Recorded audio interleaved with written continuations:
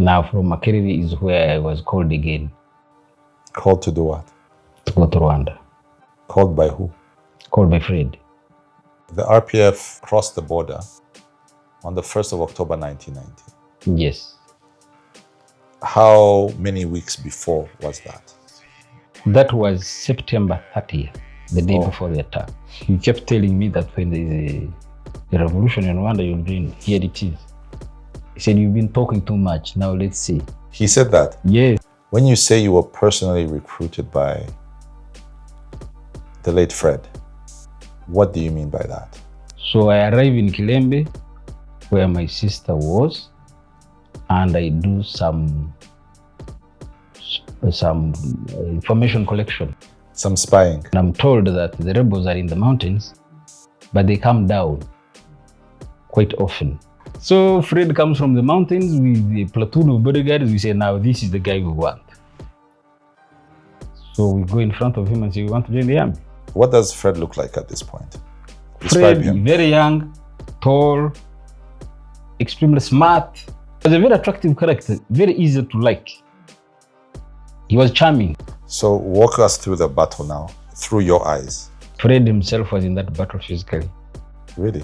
Yes. The full commander? Bodyguards had to pull him and take him back because Fred always used to fight like that. He had this thinking, military thinking, that when commanders are at the front line, soldiers don't get scared. Was that true? It's true. Now that Kigali has been won, why don't you go home? I was close to the Vice President and Minister of Defense then, General Kagame, and many other commanders. They said you could be useful to us as you wait for your... You return back home. Were you the most senior Ugandan fighter? Yes, I was. How many fighters are left by this time who are Ugandan? Like 350. How many do you think died during the war for liberation? I can't put a number, but there were many. Because at the beginning, we were like 550, 600. It's almost half. Almost half. Lost their lives. Yes. Fighting for the freedom of Rwandans to call our country home.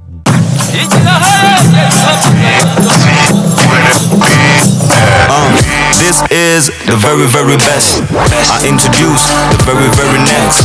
Big deal, you know this is the big league. Sanga mumihanda ya Kigali, make a big fish. Word on the street, turakaze. Habari gani, mumeze mte. Yute shimi mana kuva honda muchiye. If you want the long form, come close and double it. Wait, what? The long form. What did he say? The long form. What? The long form. The long form. The long form. This conversation is brought to you by Akagera Medicines, a biotech company that is majority owned by the Rwandan people. Akagera Medicines is not only committed to expanding access to healthcare, but also supporting conversations that inform, educate, and empower. Learn more about Akagera Medicines by scanning the QR code on your screen or by visiting their website at akageramedicines.com. There was a time in this region when young men just did not debate politics. They went to war for it. They left school, crossed borders, and joined movements that they believed would reshape their countries, and in some cases, the region itself. My guest today on the Long Form Podcast is retired Major Okwir Rabwoni. Major Rabwoni is a man who lived through that era from the inside. He joined the National Resistance Army as a 17-year-old schoolboy in 1985, trained in Libya and Cuba, and, despite being a Ugandan, later fought in the Rwandan Patriotic Army during the Liberation War in Rwanda, becoming a battalion commander in the RPA. He would go on to fight in Congo and help depose Mobutu, thus becoming part of 3 different revolutionary moments, all before becoming the age of 30. This is not just a conversation about history. It's about ideology, identity, and what it actually means to fight for an idea and live with the consequences after. Afande. Karame. Sir. Major Okwir, welcome to the Long Form Podcast. Thank you for having me. It's really a pleasure to interact with you. And I'm always, and this is, I'm speaking on my personal behalf, I'm always starstruck to meet personal heroes of mine. Every single person who took part in the liberation war, the liberation of Rwandans, for me is a hero, someone to respect utterly and to be extremely thankful for. I was born as a refugee in Uganda. And for the first part of my life, I was stateless, as was my father, as were my grandparents. So to sit down and talk to someone who paid a price for me and my family to call Kigali home, for me to own land in the place of my ancestors, is worthy of all honor and respect. So I just wanted to get that one out of the way. Thank you. For people who look at you now, you're, I would not call you an old man, but you're getting on in the years. Yes. You've lived a life that is rich. Your life, I think, starts getting extremely rich in around 1985. You were a student, an A-level student in King's College Budo, Yes. which, for those who don't know, is an extremely elite secondary school in Uganda. And you decided to go and join a rebel group. That would be the National Resistance Army, led Yes. by President Yoweri Kaguta Museveni. You are what, 17 years of age? Yes.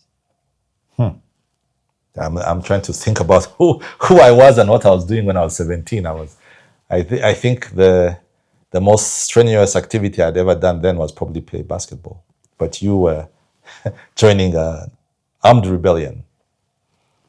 Looking back, going back to 1985, what did you understand by that decision that you made that maybe young people today don't fully grasp?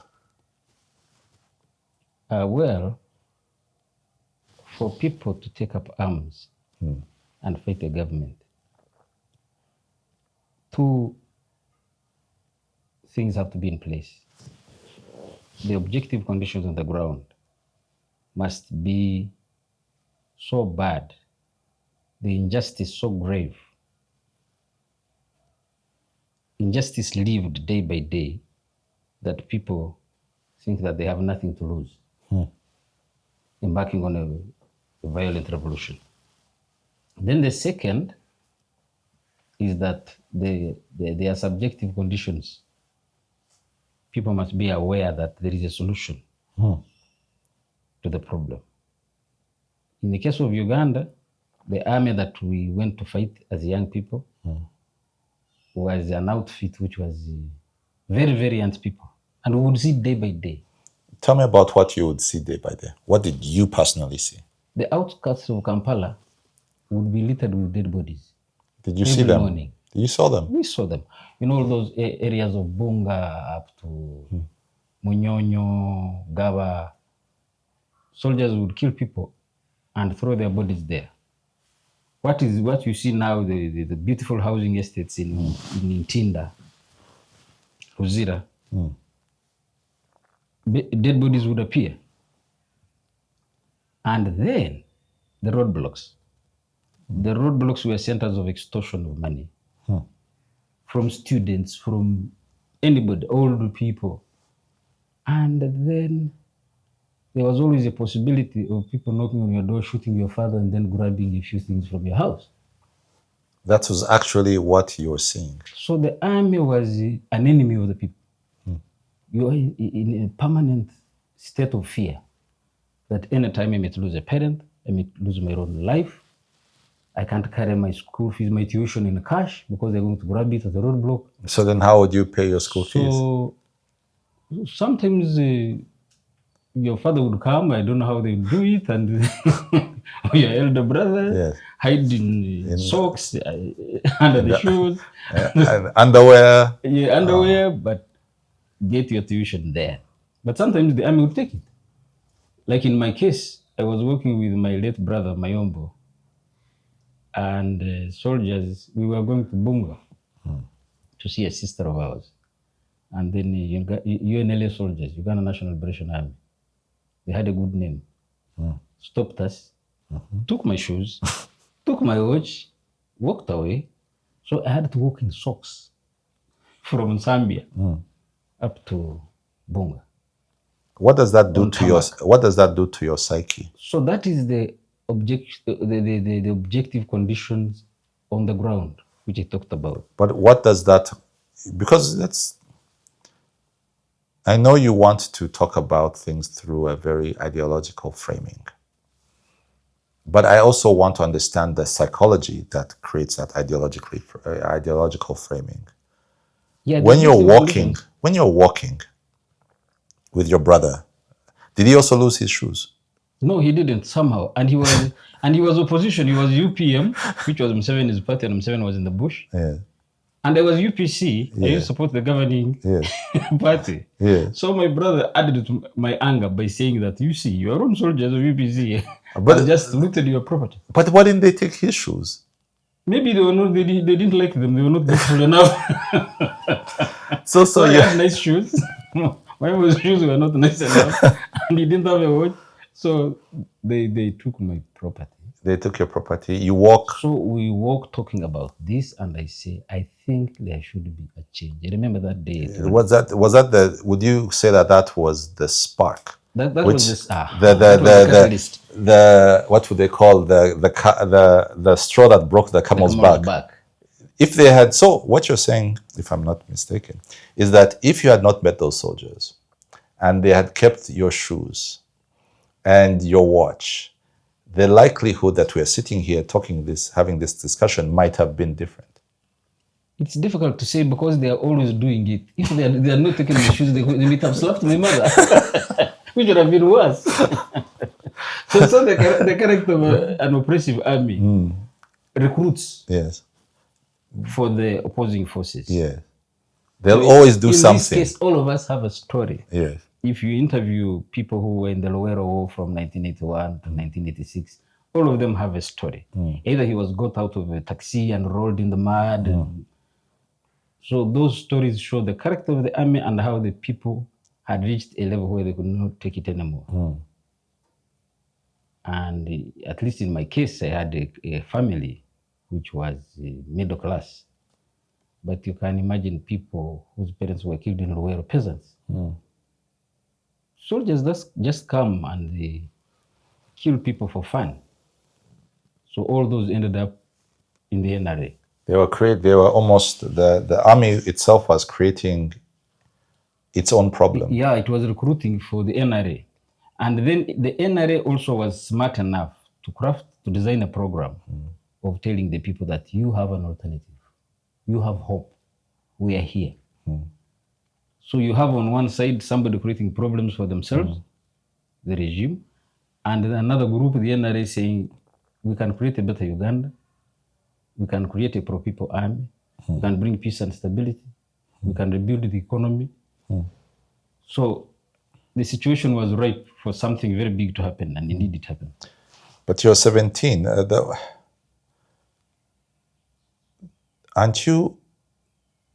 Are you so angry that fear is no longer part of the solution, is no longer an option for you? Well, nobody should ever tell you that war is enjoyable. It's not. It's a very frightening phenomenon. But you have to make a choice. But did you actually know how frightening it was? No, I didn't know. I didn't So know you because I was young. Yes. I thought it could be done. If others were there, let me go there. If I fail, I'll run back home and go to school. My parents will embrace me. Yes. But you know the human mind, the psyche of a human mind, it's that you look at your surroundings and then you realize that you've got to survive as a person, as a family, as a community. there are certain things on which you cannot put a price. So for me, even when I got there, I realized that it was not easy life. But you could see hope. We had very good commanders. I was personally recruited by the late Fred Rwigema. Walk us through that. So, wait. So, I've seen that as part of your story. When you say you were personally recruited by the late Fred, what do you mean by that?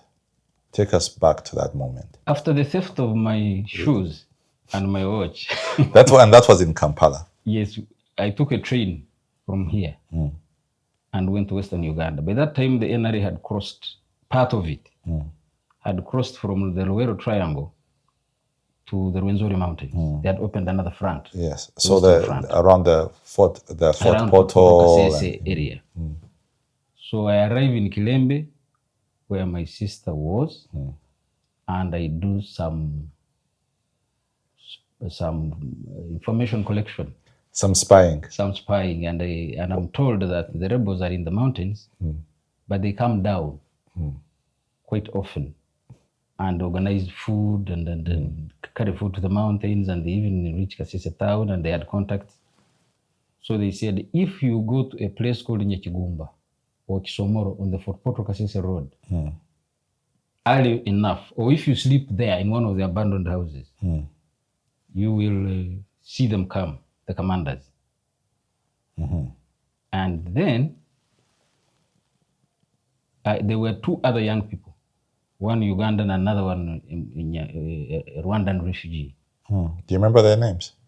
The other one was called Singoma, the Ugandan, and the Rwandan young man was called Alex Shumba. So we go very early in the morning and wait to see anybody who looks like a commander. Who looks like a... Do you know what a commander looks like? We knew he should have some bodyguards. Okay. So Fred comes from the mountains with a platoon of bodyguards. We say, now this is the guy we want. So we go in front of him and say, we want to join the army. What does Fred look like at this point? Describe him. Very young, tall, extremely smart. Like in terms of dress? In dress, but when he would talk to you, he was very funny, to a level of being cheeky.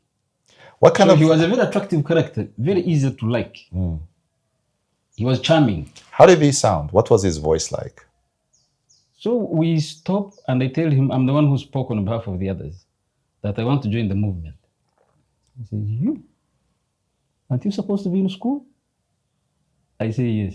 He said, do you want to join the movement or the army? But what I wanted to ask you was like, his voice. You know, one of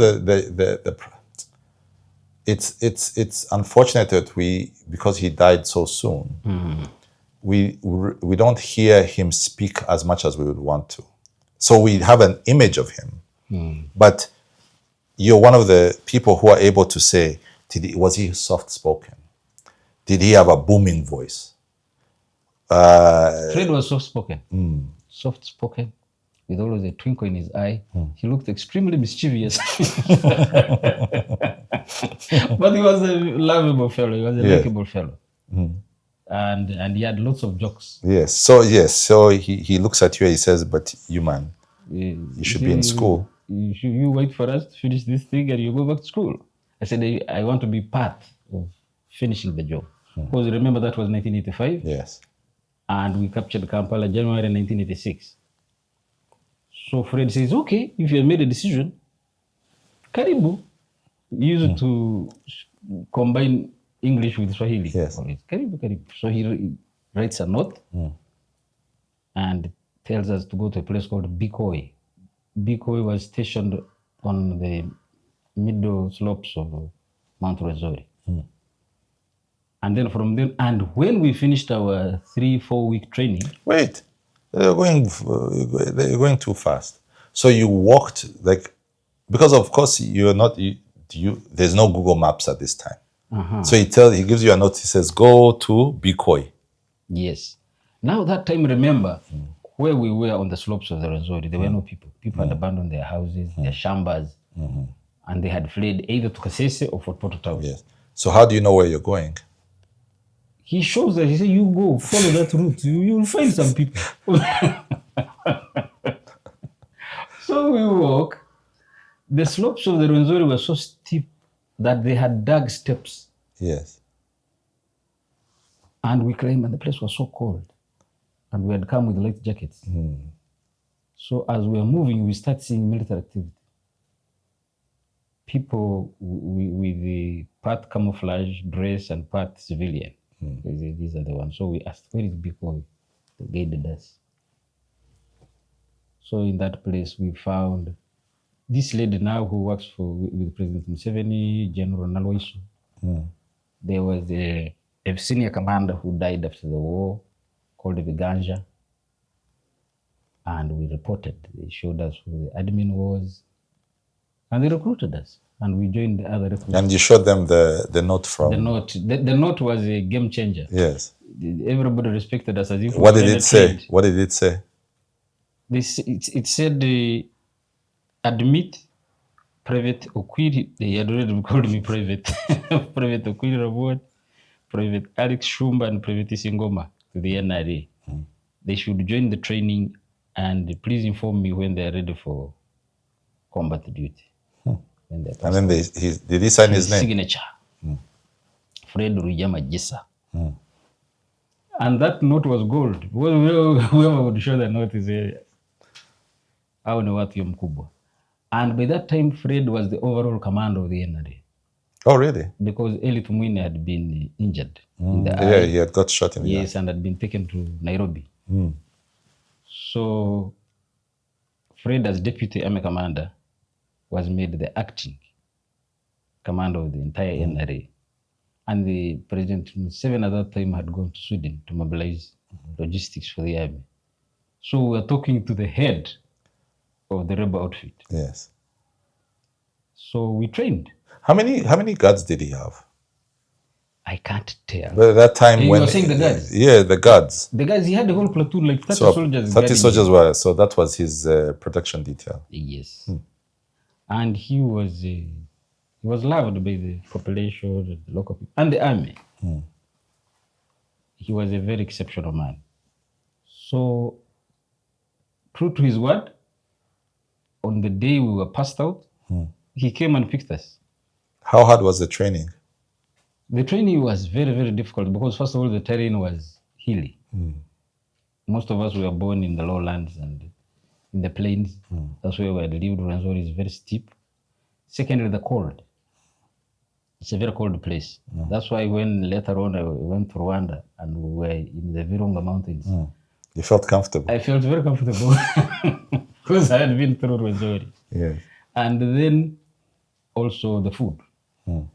Food was scarce, so we had to go down and get food from the abandoned shambas of the people in the lowlands and then carry it up. But we made it. And by September, October, we were ready for combat. So that was the bulk of the NRA, by the way, because the original fighters were like 4,000. But when the NRA reached Western Uganda, in those areas of Toro, Rwenzori, Bunyoro, educated young people who were in universities, high school, joined. So this group is the group of the General James Mugira, General Musanyufu, many joined at that time, David Mohozi. So that is the group that later on formed the backbone of the army. Of the UPDF. And now they are the top commanders of the UPDF. Here's a question. What are your secrets worth? And how far will you go to protect them?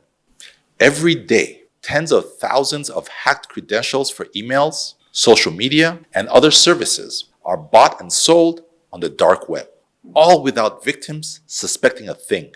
If you're like me and desire some peace of mind, Threat Informant is for you. Built by ShieldTech Hub, a cybersecurity company, Threat Informant is a dark web monitoring online solution that allows you to search the deep web for hidden markets, detect your leaked data, and react before any damage is done.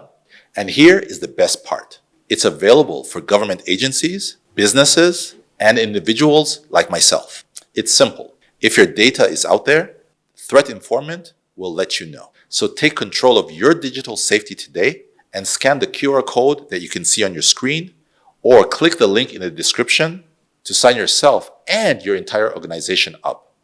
You cannot protect yourself if you don't know you're under threat. Get Threat Informant today. Listen, I know just how annoying it is when, just in the middle of a really interesting conversation on YouTube, an ad appears. That frustration is why we've created the long-form Patreon. For just $4 a month, you can enjoy ad-free listening, early access to conversations a full day before they're publicly released, and you're directly supporting the work that we do here. Every episode takes time, research, and sometimes plane tickets. We don't do it for money. We do it because we genuinely believe in sharing stories and conversations that matter. If you want to be part of that journey, you can join the long-form Patreon by scanning the QR code that you can see right now on the screen, or using the link in the description. And if membership is too much of an investment, you can still support us by making a one-time donation via our MTN Momo using the code registered under LF Media 95462. Thank you so much for believing in what we do. So, after your 3 months training, you said 3 months. 3 weeks. 3 weeks. Hey. 3 weeks. 3 weeks. 3 weeks we were ready to fight. What are you being taught in 3 weeks? Most of it was fieldcraft. Fieldcraft, weapons training, tactics. When you talk about fieldcraft, what's fieldcraft? Fieldcraft is how you use the terrain to fight. What actually soldiers do in the wilderness, how they use the cover, the lay of the land to fight. Then tactics are the formations you use in different situations to engage the enemy. So we did very little of the drills, the parade, those were to be taught after. When victory so had the been won. basics, weapons training, how to use your Kalashnikov and your grenade. Yes. Two, just Grenade, Kalashnikov. Kalashnikov, grenade. Second, how to take cover, how to change position, how to fire and maneuver, fire and movement. How a section fights, that's tactics. How a platoon fights, how a company fights, different formations, different commanders of the different formations. And we were through. Then the rest we learned on the job. Because 3 weeks is 21 days. Yes. 21. 23 and 4 weeks. But that's still about 28 days. And they're getting a full civilian. You know. And turning him into what I'd call a killing machine, hopefully. That is the beauty of guerrilla armies. Because the young people who were being trained were so angry. They learned so fast. And we knew that what we were learning was rudimentary. But if we can get into the battlefield, we would learn more practically than what we would get theoretically. And indeed, it happened. We learned on the job. The first battle, you are very scared. You don't know what you're doing. Yes, walk us through the first battle. You don't know whether you have killed somebody or you have just been shooting in the air. Then the second battle, we are better. The third battle. So the first battle was Barara. That was your first battle? Yes. So from how that Barara. Slowly, because I want to understand. The stories of these battles of the men and women who are part of these, I think, need to be told in detail, because very often, as is in history, will be conversations like this will help us understand the prices that were actually paid by men and women. So forgive me if I ask you to go sometimes a bit granular.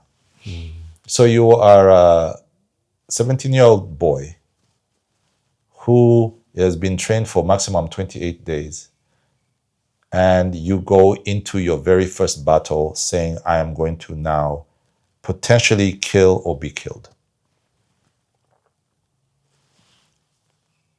When you're moving towards the battlefield for the very first time, Can you take us back into your mind state? What are you thinking? Are you thinking, hey, I might never see my parents again? Or are you so taken up by the here and now that you're not really thinking beyond the task that is at hand? Yes, a combination of both, but to a large extent, the psychology of a young person is interesting. There is even one part of your psyche that's telling you this is going to be the most interesting thing you've ever seen. And then the numbers also help. Because you say, he's here, he's there. Why should I be the one to be scared? If he can do it, if the other one can do it, and if all these officers who have been doing this for such a long time, remember our commanders had fought with the Tanzanians when they were coming to overthrow Idi Amin. So in your mind, you're saying, this guy, he went through the 79 war, and now he's here commanding us, and he has his eyes and his legs, and so I will as well survive. I'll be fine. I'll be fine. And my colleagues are here. We'll be fine. And then other things, you get used to the noise of battle. So you were in the mountains, the Rwenzori Mountains. Mbarara is not close by. So for the people who don't understand the distance, it's maybe 300, 400 kilometers. Yes, like 200. 200 or so? Yes, but when you use the because you're not roads, yes, were you using the main roads? Partly using the main roads, partly marching. I don't remember properly the main road because we were moving at night, but what I remember is that the reorganization area was in Wizwera. Then from Wizwera we marched single file to Mbarara. How long did that take? 1.5 days. Jeez. Are you eating at this point? Yeah, we're eating dry rations. We would boil maize and beans. Mvungure. Yes, in Rwanda they call it mvungure. Yes. And drinking water. Yes. So Mbarara was half successful, half because the enemy knew that we were coming and they brought in reinforcements without our intelligence knowing. So we were not able to overrun it. So walk us through the battle now, through your eyes. Through your eyes, the battle was in the morning, and it was misty, cold, and the barracks was huge. So you were attacking a barracks? Yes. That barracks you see... Yes, I think it's called the Simba barracks. Simba. I mean, it's called Simba Battalion, Simba barracks. So we managed to breach the first defenses, go through the... So you're there with your gun, you're running. Kimbia. Single file. Yes. Msururu moja. Then when we reached the objective, then extended line. Yes. And then your rapid, is it single? Single. Nobody was allowed to shoot the bullets were too. We were counting the bullets. So we were able to overrun their first line of defense. But they were smart. Their main line of defense was... And that's when we started running out of ammunition. And they had overwhelming fire. We must have lost like 60 fighters.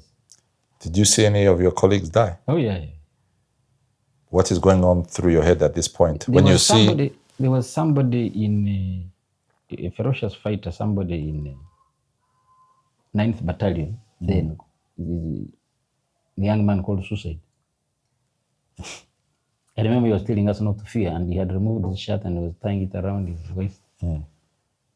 So that was the first time I saw death. People getting killed. Did he die that battle? Suicide? Suicide didn't die. He died after we had captured power. They were just normal sickness. Yes. And he was a ferocious fighter. And we used to call him crazy. We used to think he was crazy. And Fred himself was in that battle physically. Really? Yes. The full commander? Bodyguards had to pull him and take him back because Fred always used to fight like that at the front line. He thought, he had this thinking, military thinking, that when commanders are at the front line, soldiers don't get scared. Was that true? It's true. I think it's also military thinking from the Israelis. They think like that. They in the 1967 war and the 1973 Yom Kippur War, Israel lost very many commanders because of fighting At the front at the lines. front lines. But other armies, generals fight from the back because they want to preserve them, to be able to fight many battles. So Fred was like that all his life. And you felt, He- when you we saw felt him, safe. when you saw him there, Yeah, Fandi is here. yeah, So, I might as well also move. yes. Fred is here, Shafal is here. We're okay. I think that's the optimism of youth. Oh, yeah. That's That's why many people succeed in the army when they join young, yes. because you are very optimistic. You throw away the ideas of death. And sometimes you feel cocky. I can dance with death so that I will not get killed. Young people. So you see the first person, you said you lost about 60, 70 soldiers, colleagues. These are probably young men who just a day before you were laughing with. And many more injured. Yes. Did you then understand, was that a reality check where you said, oh, Yeah, it was, I'm this in is the war real now, thing. this is war. Yeah, this is the real thing. When you see someone bleeding out or their intestines are out or their brains are... Yeah, because when you're a teenager, you think war is like a Rambo, Schwarzenegger kind of film. But when you come to terms that for every battle, people have to die, people lose their legs, people lose their arms, permanently disfigured, you come to understand that the profession I've chosen is a difficult one. And we used to talk about it a lot at night after battles. And people would say, no, it's what we signed for. The country is more important than us. And it's interesting, even people who are not serious believers start praying. Even the communists among you. Even the communists say, maybe God is there. If you are there, God, please make sure I don't die. Would you say that that first battle and that first whisper of death was the time when you became a man? You left the things of boyhood behind. Reality. And the advantage of being in an army which had a political education program was that you are armed psychologically to know that you are fighting for a cause. You are not a militia that is looting. You are enjoying, getting things and traumatizing a population, but you are taught before you go to battle that you are fighting for the people, you are fighting for your family, you are fighting for your community, you want a better country where everybody has a role to play, where everybody has invested in the prosperity of the country. We felt we were heroes, that we were standing in for our parents, for our siblings, for our communities. And wherever we would go, when we would interact with the population said, these are our boys, look at them. So we had that sense of pride. We had a sense of pride of saying we are doing the right thing and our people are proud of us. We're not being wasted. Yes, it was accelerating. People would drive their cars and stop and say, can we give you a lift? Somebody gives you a lift, then stops at the restaurant, let me buy you food. And then even gives you money. So it was the opposite of what we had seen with the UNLA, where people would run away.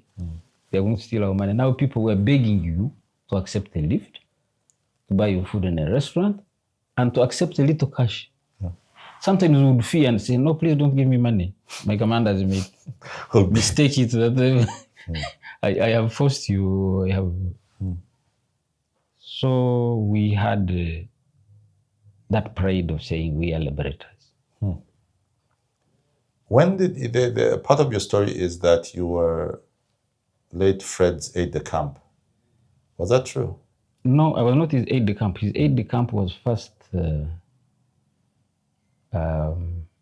guy called Mhirwe, who was a Banyarwanda, and then Mhesi, who is still alive. Mhiro died, Mhesi is still alive, and then later on Kaitari. Yeah, Kaitari was the one who was very close to me because we later met in Rwanda. Yes. You're talking about a lot of Rwandans. I'd like to understand, in that force, the idea of Pan-Africanism very often is just a slogan, and then or the shared dream of prosperity. Sometimes it's a slogan, but I think when I think about the men and even the women who are there, they weren't just Ugandans they were, as you said, Banyarwanda. Did you ever sit down with them and ask, but you're a Banyarwanda? Why are you fighting and dying with us? Did you ever get a chance to just at a level of curiosity? But why are you here? It was very interesting. My interaction with Banyarwanda was first at school. I had many Banyarwandan friends who were very smart in class. At Budo? First at Nyakasura. I did all of in Nyakasura, then A-level in Budo. So in Nyakasura, in Toro, we had a refugee camp. Chaka.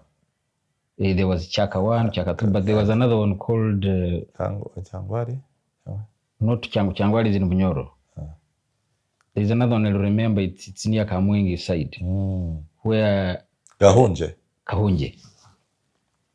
So Kahunje refugee camp people used to send children to secondary schools in Fort Portal. Yes. St. Leo's, Chegove, and Nyakasura School, the girls in Chevambe. And I found them interesting. They were living in refugee camps, but they were proud of being Banyarwanda. They would even speak their language. And many of them were very good in class. So they became my friends. So I asked them, I said, why are you here? Then they told me the whole story of Belgian colonialism when I was still a civilian. Yes.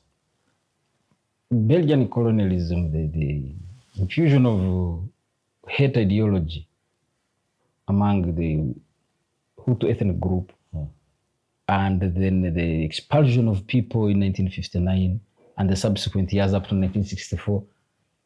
I knew all about that. Now, when I go to the army, and I'm very close to Fred Rwigema, and some of his bodyguards are Banyarwanda, then I start looking at them with interest. So even for those who are not in General Fred's security detail, I would call them and ask them, even those who are senior to me, please tell me your story. What happened in Rwanda?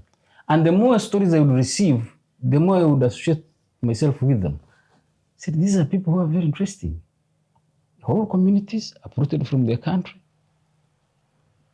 And it sounded such a grave injustice, and I was asking myself, why did they allow it to happen like that? Then they told me stories of Nyenzi who tried to fight and they failed, and then people had resigned themselves to staying in refugee camps. There was a lot of sadness. One of the things that we talk about as Rwandans is that there was a plan to get as many Rwandans as possible into the National Resistance Army to prepare for the eventual return back home. Is that what your sense was at the time? That, okay, these guys, these men and women, these largely men, are here, but they are thinking beyond the capture of Kampala. But eventually, was that ever part of the conversation? The Banyarwanda in NRA were very cagey. They were very careful about what they would say and what they would do. But now, looking back in retrospect, I believe the plan was there. And Fred Rwigema and now President Paul Kagame knew about it. And many others knew about the plan, because there is a cohort of cadres who used to hold meetings in Nairobi. I came to know about this later. And they were talking about recruitment into the NRA and then using the NRA as a springboard in Uganda to go for Rwanda's liberation. And when you see how they were picked, people were doctors, medical assistants, whom they would use later in their struggle, and they were convinced to join the NRA. Some of them quite early in Luwero. No, the reason I'm saying this is because I also know it from my side, from the Rwandan side. So the Rwandan side, I've spoken to people who were there at the time, who even met Fred, who spoke to him, who even got him into the organization that then preceded the RPF, which was the RANU, the Rwandan Alliance for National Unity. Which was based in Nairobi. By the way. Yes. And they told me that as early as 1981, Fred had sent an instruction to them saying, bring us men to come and join. Yes. That there was even at the very beginning, it wasn't a mistake of history that there were a lot of Rwandans in the NRA, that it was a strategy for the eventual return back home. I think many people, especially President Museveni, who was the rebel leader by then, knew about it. They didn't talk about it because it would bring fractious arguments, definitely, between Ugandans and the Banyarwanda who were there. So the story when we were being taught political education, these are our friends, they are our brothers, they're in refugee camps, they're helping us liberate our country. Because even in the regime, you know, oppressive regimes are funny, they do the same things everywhere. They were dislocating Banyarwanda even from the refugee camps and other communities which had accepted them. If I remember properly, between 1982 and 1983, especially in the areas of Ankole, so funny people enough, were being put on buses and taken to Rwanda. So interesting enough, and this is my own personal story, I was in Nyachiva in 1982. And when the soldiers came for us, we were not put in buses. My grandparents put me, my grandmother, my late grandmother, put me on her back and ran. And that's how I then ended up in Chaka too, in Toro. So when you say this, these are actual, you know, you say it as a story, you're actually talking to someone who was... But it's interesting, because my brother, the late Nobo Mayombo, was at Ntare school in Mbarara. They looked at him, he looked like a Banyarwanda. What's your name, Mayombo? Mayombo sounds Kinyarwanda. So they threw him on a lorry. Yes. He was about to be taken to Rwanda. He was about to be deported from his own country. From his own country. Then a UPC MP passes by and says, I know this boy. I think it was Utajira or Kagurusi. So they tell Mayombo, calm down. The guy puts him in a car, takes him back to Ntare school. So you could see, even by looking at somebody's face, they were quite ready to mess up your life.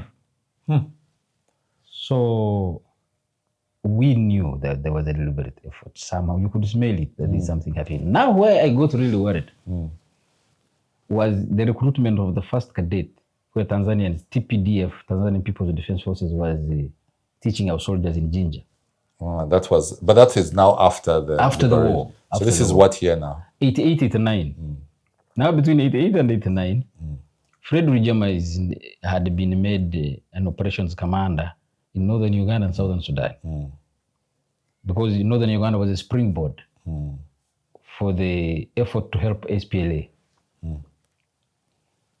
So Fred deliberately recruits hundreds of Banyarwanda young people who had a modicum of education, recruits them for cadet.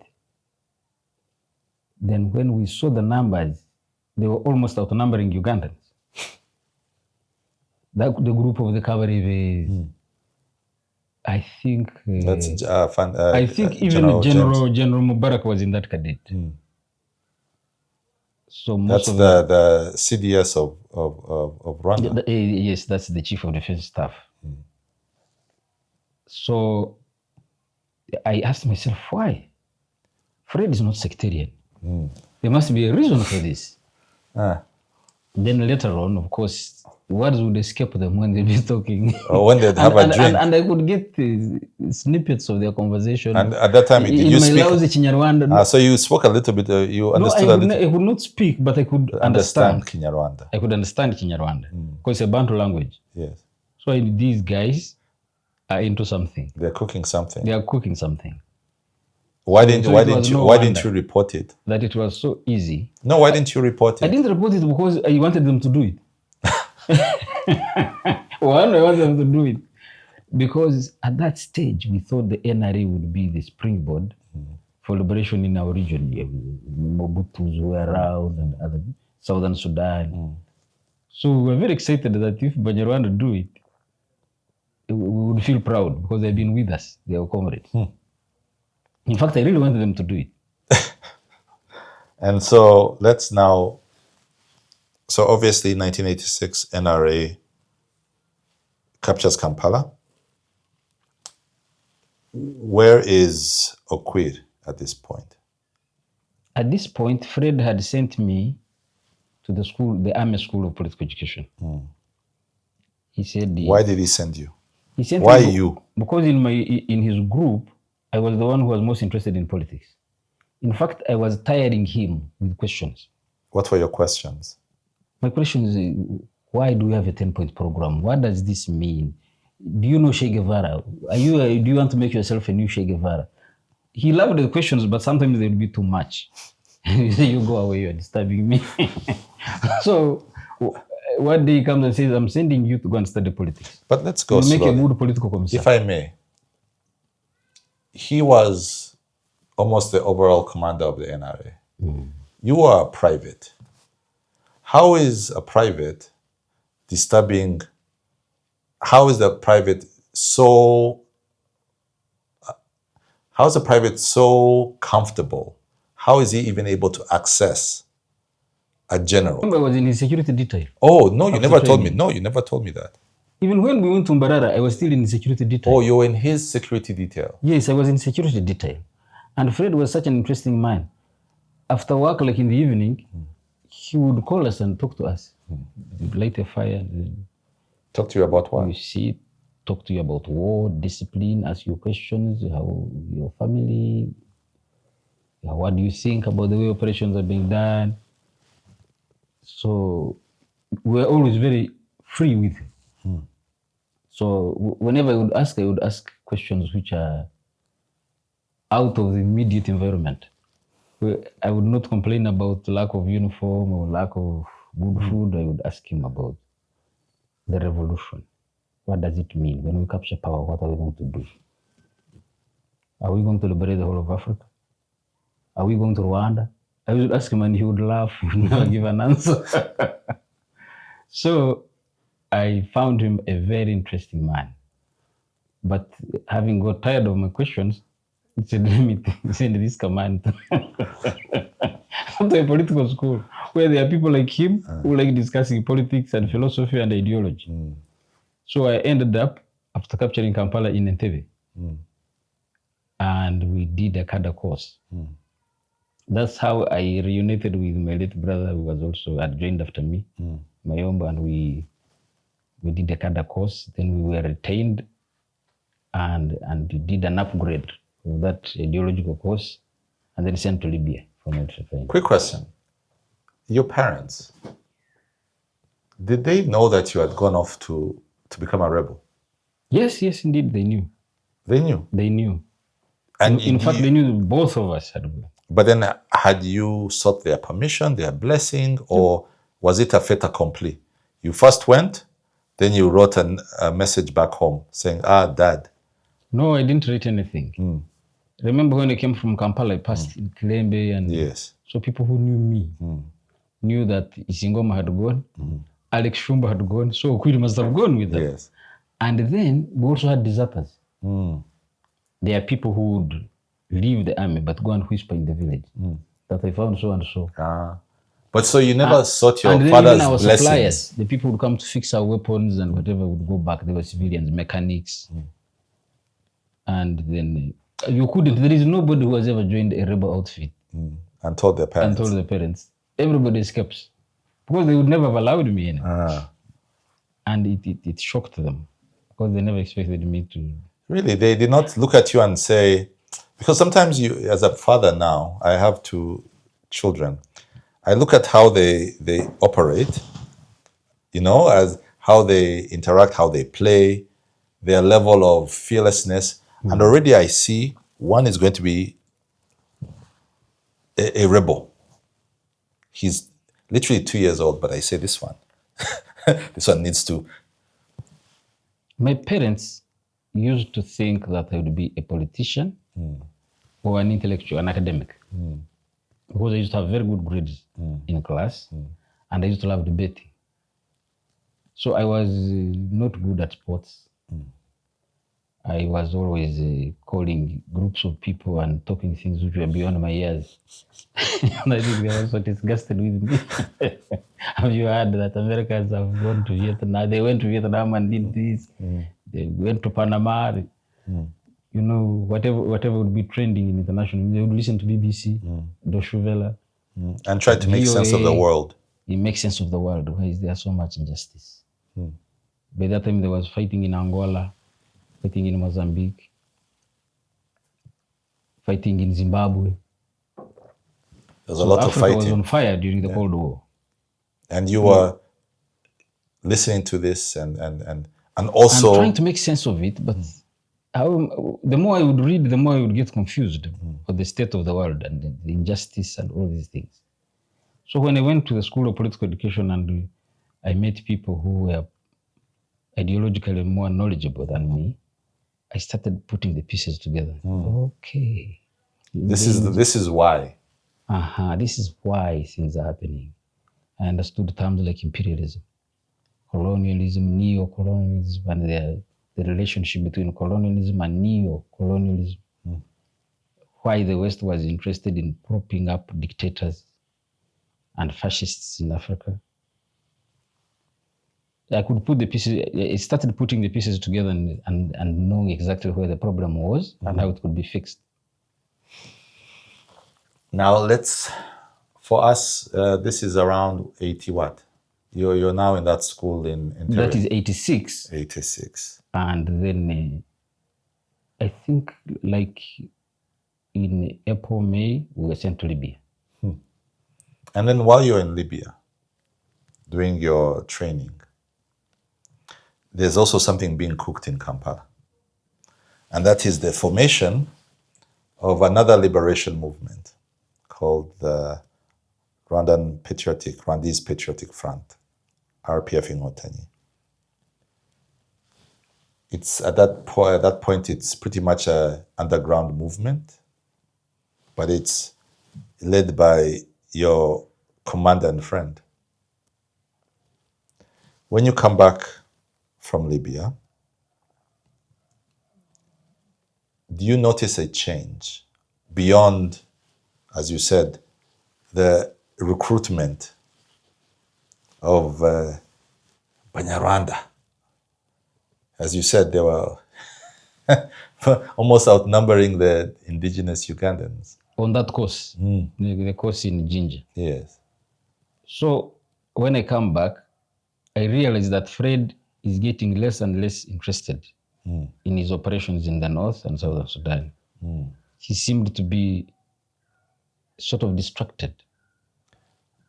And why were you in Fred's presence again? Whenever I would finish a course, I would go there. It was like my mother unit. I was training in Entebbe, but I knew my mother unit was Fred's security detail. Yes. So even my social life had now become interacting with your colleagues. With my colleagues in Fred's unit. Yes. So he was getting less interested in operations here, but of course he was a disciplined officer. He would not openly show it. And I think that time he was spending more time on building RPA, RPF. And then Rwandan soldiers, even those who were in operational areas in the north and the northeast, they were also whispering things. What are they whispering? Definitely must have been saying, if this thing starts, how do we escape from these units? How do we take the weapons? Now looking back in retrospect, I realize the small meetings they would do. You could see when even the body language that something was afoot. Now for him to get me out of his hair, he said there is another course. Since you like fear a lot and talking, you go to Cuba. so we go to Havana for another year. Yes. And what year do you come back? We came back at the beginning of 88. And then now they say you go to DMI, military intelligence. Is that where you find President Kagame at that time? Oh yes, he was a deputy chief. He's called him deputy director. He was deputy director there in charge of administration, finance. The very tough man. So we were always trying to be on the right side of the of the law, working with him. When you say he was tough, what do you mean? General Kagame was a stickler for discipline. He would come to work early, and then he had this habit of looking out of the window from upstairs and see who is coming late, who's driving a car he's not supposed to drive, who is badly dressed, and then he would come down and reprimand you or call you to his office. So he wanted these things done on time. You have to be neat, not only physically, but neat in your head. Had you ever been reprimanded by him? We're always fighting. What did you do? But deep within, I was doing everything that he didn't want me to do. What were partying. you doing? You're partying? I was partying. I did not know how to use my money properly. Around those things, you know what teenagers do. I mean, by this time, you're saying 88, so you're now maybe 21. So he likes me a lot, but our whole gang, you know, Kampala was on fire after liberation. NRA officers were so much liked by the population. They would virtually want to take you and live with you in their homes. They loved every young person who was in uniform. So many of us were now, either if you are not on course, you are in operation, so as to take you away from the enjoyment, the endless celebration of victory. Yes. So that's why he helped us a lot in maintaining discipline of the units, especially around Kampala. Anybody who would escape from the north to come here and enjoy life, he would first send you to Maki in the military police. They lock you up, then they send you back to your unit. So he helped us a lot. He was a stickler for discipline. 88, 89, you're still at the DMI? Yes. Then 90. 90. No, 89, I asked for study leave. Again? You remember I was in senior 5 when I joined the army. I didn't have a certificate for A level. So I asked, and he agrees. He was gracious enough, talks to the boss. By that time it was General Mugisha Muntu. And they agreed, gave me some money. I went back home and stayed with my father and mother and studied as a private candidate, taught by a university student who is now the clerk to parliament, former Minister of Defense, called Adolf Mwesige. So I passed. Were you an officer by then? Yes. What was your rank? Second lieutenant. So I go to Makerere to study law. Now from Makerere is where I was called again. Called to do what? To go to Rwanda. Called by who? Called by Fred. What? Talk to me. We are in a party at the guild canteen. Do you remember because the RPF crossed the border on the 1st of October 1990? Yes. How many weeks before was that? That was September 30th, the day before the attack. They call you? Kaitari came physically. Yes. And they said, the Founder Agushag, In Kinyarwanda? In Kinyarwanda. He would always talk to me in Kinyarwanda so that I could learn the language. He said, since you like Banyarwanda and you're our friend, you should learn our language. So he said, Afana Ragushak, Afanda wants you. He jumped in his jeep. I remember he had a Land Rover with seats which were facing out for bodyguards. We drive to Malcolm X Avenue, near where the Russian embassy is now. And I find Banyarwanda packing things. What are they? How many are So there? many trucks, so many jeeps. And they're leaving. So I go inside the house, I talk to him, he said, what is it? He kept telling me that when there is a revolution in Rwanda, you'll join. Here it is. He gave you a choice. He said, you've been talking too much. Now let's see. He said that? Yes. You've been talking too much. Talking. Liberation of Rwanda. Now. So I say, can you allow me to go to Wakaliga na Tete? And I pick a few things. I think he suspected that I went to Toroka. And he tells Gator, you take him and he picks whatever he wants. So I go pick uniforms, including my brother's, and the few weapons we had there. Okay, wait. Let's go slowly. You are serving member of the National Resistance Army. You are a second lieutenant at this point. Yes. So you are even a junior officer. You have a community back home. You have responsibilities and you also have your schooling. This man who you rightly love at this point, probably, says, you've been talking, come.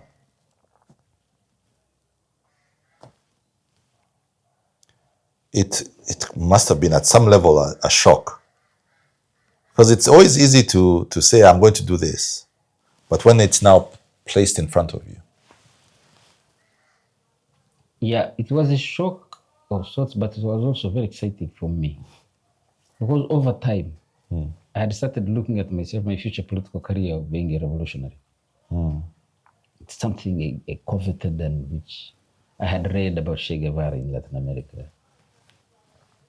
And I had studied so many revolutions and of course my training in the NRA, that revolutions don't have frontiers. In fact, what Che Guevara said it, la revolución no tiene fronteras.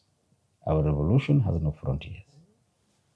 So I would look at the situation around us, especially with Congo. Congo was a mess. Mobutu was an agent of the West and was wreaking havoc in Angola and all the neighboring countries, supporting decadent regimes. Habyarimana was no worse, even though he had less money. If he had Mobutu's money, maybe it would have been worse. So, and the Rwandan question was open and shut. It was obvious that a big part of the population had been condemned to exile, perpetual. And President Museveni, in the first years of his presidency, had talked to Habyarimana, told him, please, your people, they can't stay in these camps forever. Uganda is not a prison for Banyarwanda. But Habyarimana had said that Rwanda is full. It's full, like a glass. Like a glass of And water. the water was here, it will spill. It will spill. Now Rwanda is 14 million people. It has not yet overflown. In fact, we welcome more people. Yes, they welcome more people. Same country, same size. More than double the population it was there. Now I thought that this is going to be history. If I survive this. And then what gave me comfort was that the Rwandan army was smaller than the army we had engaged in Uganda here, UNLA. Then secondly, we were more militarily competent, more experienced. The Rwandan army had never fought. So everybody was upbeat. Very confident. Very confident that we'll overrun them. Quickly. Very quickly. So in my thinking, I thought that we were going to fight maximum 6 months. Then I go back to Makerere and I'll go and plead. And say, you see. And then they readmit me. Yes. Because the government would have backed me. So You make a decision, you I get make a your decision your and guns. I steal the weapons and the uniforms and So you come back and say, I'm ready, sir. This time I came back in uniform. And we moved to Rwanda. So you were there We refuel day in one. Mbarara. We go, from day one. He puts us in battalions now, the unit formations. Okay, so walk us through this. You refuel in Bara. Now you go towards Mirama Hills, where the Kajitumba, Mirama Hills. Then what happens? The forces which were in front engaged the enemy briefly. There were a few soldiers at the border post, but they had some heavy pieces of support weapons, I think 120mm mortars. But they threw them and ran away. They didn't fight. And then the whole column enters. And we jump off, we get out of the buses and trucks, and people are so ecstatic. And he said, we are at home. They must have been very... Yes, the guy goes on the jeep, Fred, and addresses the troops. What does he say? The people. Hawatarudia kutuita Nyaru. There was a derogatory word. Nyaru. Banyarwanda Nyaru. Said, hawatarudia kutuita Nyaru. No one will ever call us this. Yes, no one ever. So he embarks on building the fighting units. So where is he now?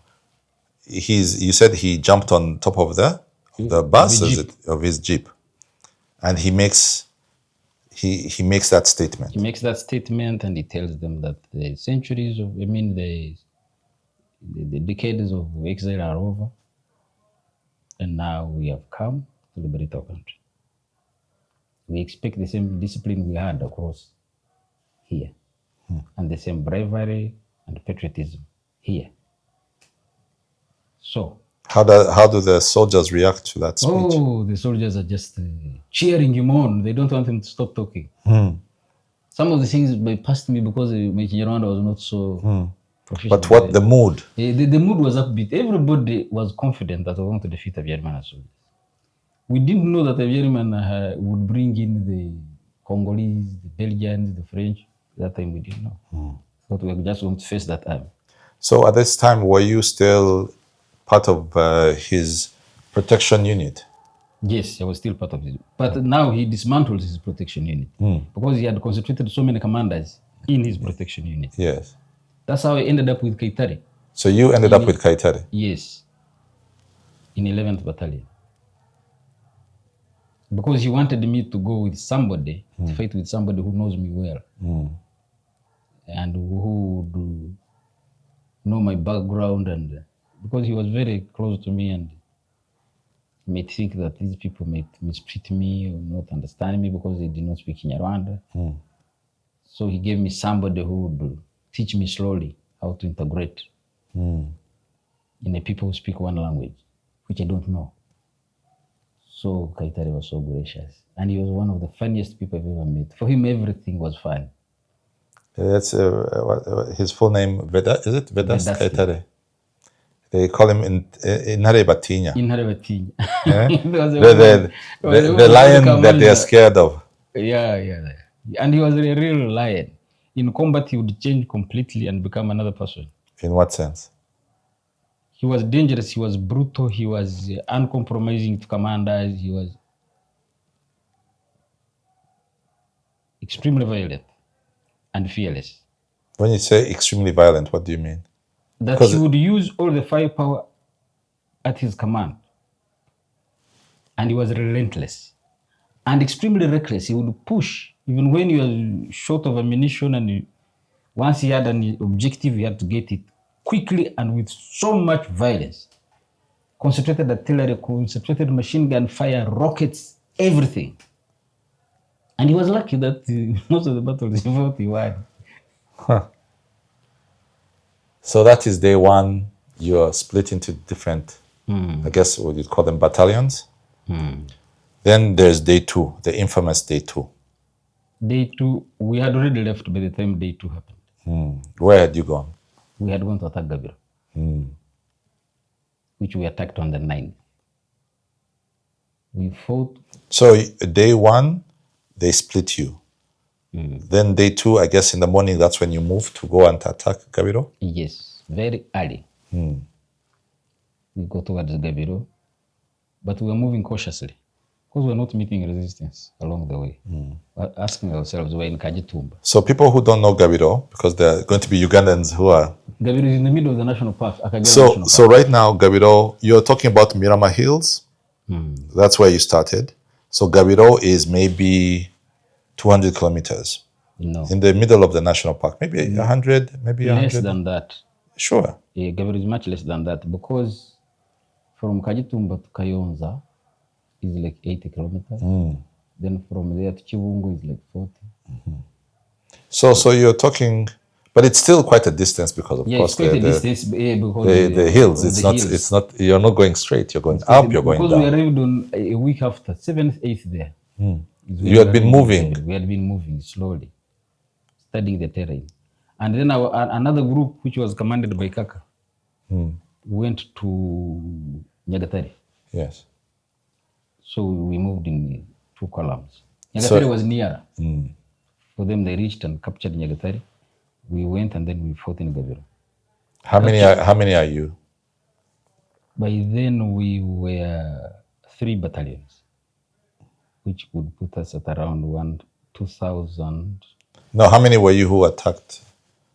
Gabiro. That's what I'm telling you. There was the group of Tamaziri, which was 1st Battalion. He died during the struggle. And then our group with Kaitari, and the group of the late Ndugute, Kadishoris. Stephen. Yeah, Stephen Ndugute. 800 soldiers, Kaitari 800 thereabouts, and the same number with the other one. So like 2,400 troops, almost half of the force. Half of the force. So you obviously capture Gabiro. We capture Gabiro, go in, eat, drink. So Gabiro is the military camp. Military camp. The enemy reorganizes. That was the first time we fought the Congolese. Yes. They reorganized and pushed us out of Gabiro. So that's when you see Congolese. That was the first time to see Congolese in So Congolese, you mean at that time they were called FAZ, Force Armée Zaïroise. Aha. Habyarimana talked to his friend Mobutu. And what did he? The Ugandans invaded me. Exactly. That these Ugandans have invaded us. This is the time to show your brotherhood. And Mobutu obliged and sent troops. He actually sent, I think it was with, is it called Mayele?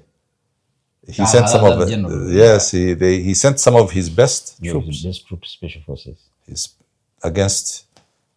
Against us. But we gave them a lot of fire. I remember that day, I think they even lit the savannah with fire. And unfortunately for us, the wind was blowing in our direction. Oh no. So everybody had tears streaming out of their faces. They did that on purpose to... Yes, because they had seen the direction of the wind. So they were to smoke you on out. us. And you know the terrain, it's like fighting... No, it's a grassland. It's a grassland, so it's very difficult to find cover. Yes. And on top of that, we did not have light armor. Armored personnel carriers we didn't have. We didn't have helicopter support. They had tanks, armored personnel carriers, and helicopters. So we went backwards, reorganized, and attacked again on the 21st of October. This time we overran them completely. And then went beyond. I remember Tamaziri wanted to go and secure Rusumo border posts so that we could have Tanzania also. So Rusumo, that would be pretty much from the top of Rwanda to the south of eastern Rwanda, that whole axis. Yeah. So that operation didn't succeed. People fell back. I think Tamaziri got killed. Yes, I've heard from a few people who talk about that. But he was also a very good commander.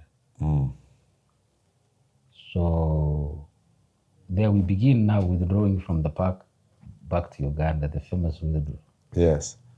We had no food. What were you eating? The animals just disappeared. I remember Stephen Ndugute shot a buffalo and we ate everything, the bones. You were hungry. So we withdrew, came crossed the Muvumba, came back to Uganda for reorganization. At this time, do you know that your friend and commander has passed away? Yes, How did you find out? there were whispers in the ranks. How would you have gotten that information? I think the information Kaitari knew because we had radio communication before we ran out of batteries and whatever. Kaitari had known and did not tell us. Told a few people, then one person tells another person, the secret leaks a bit. Couldn't understand how he had died. It was a very, very bad moment for me. How do you feel?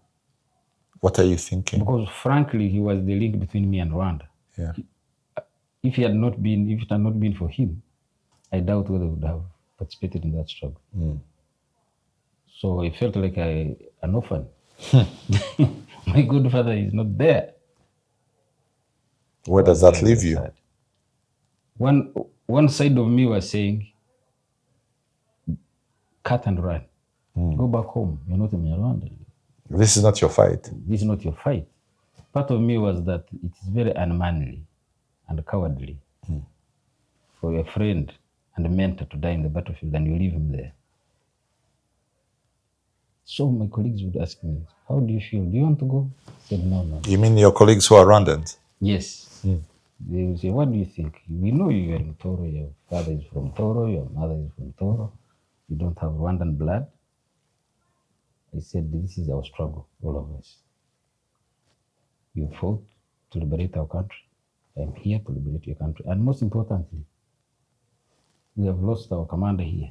How do we bury him and Iran? That's cowardice. Let's fight. And that's what you were saying. Who are you having these conversations with?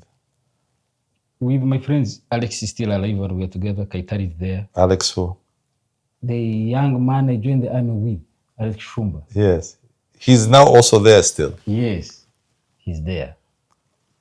And you're having these discussions. And we're having these discussions and then they kept looking at me. They couldn't believe it. They thought I was... With suspicion. With suspicion that maybe I might jump ship and run. So we went one operation after another until they relaxed. Which is, I think, really interesting because you, of all people, know that even within a movement as united as the RPF or the RPA, the army, there were those little cleavages.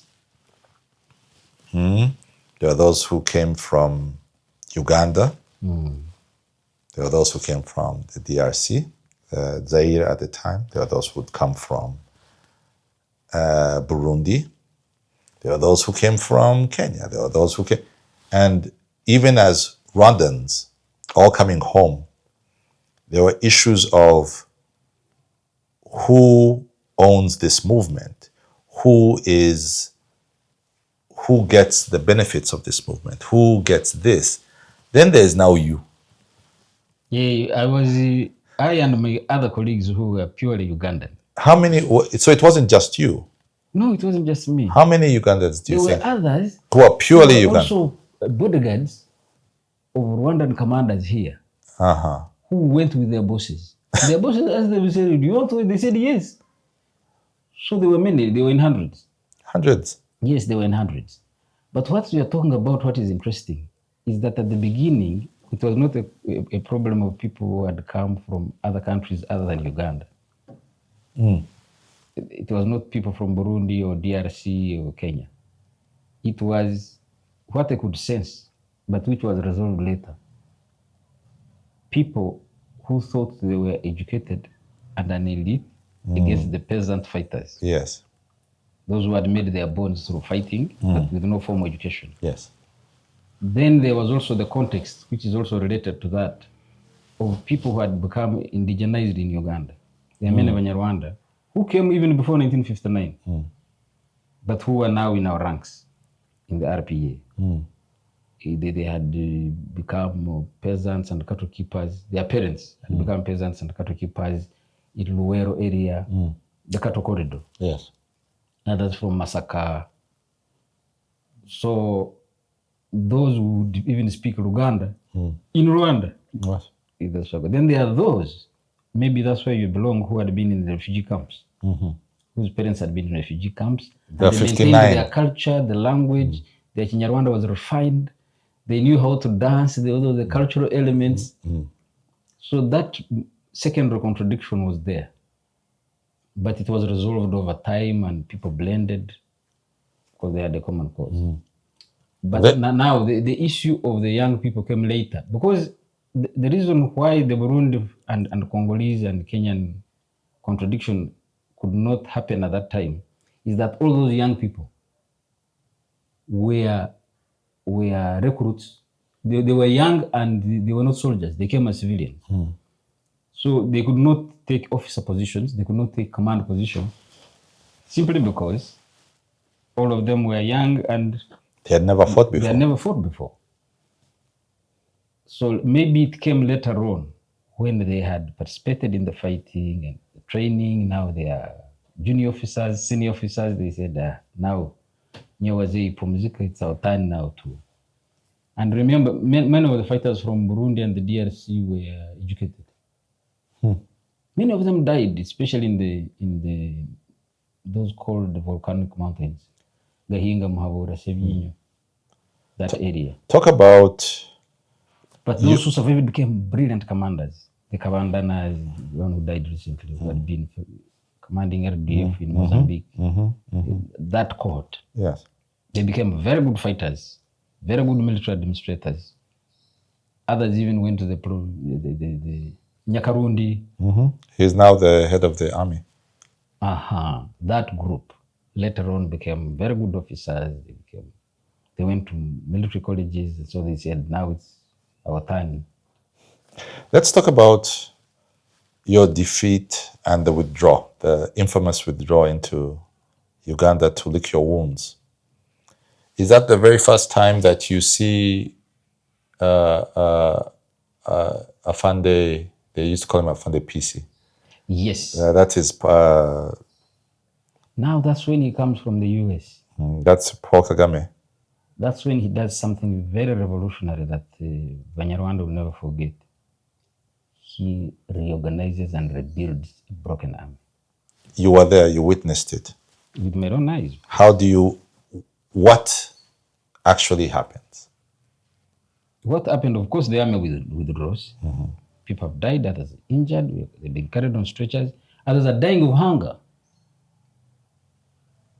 And now, what he does when he arrives, first of all, he had a very good relationship with the Mzee Museveni. He establishes a strong relationship with Mzee Museveni and tells him, this is the situation, we count on your support.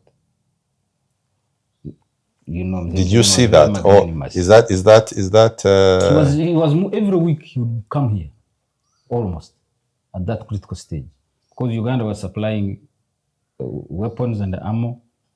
Uganda, the sick bay is where here for treating the wounded and the malnourished, and in fact some of them were in Nachivari and Shungerezi and Kamukuzi in Imbarara. And then Kamukuzi was the logistical center for food. The Banyamuryango, the supporters of RPF, would collect money and food, take to Imbarara.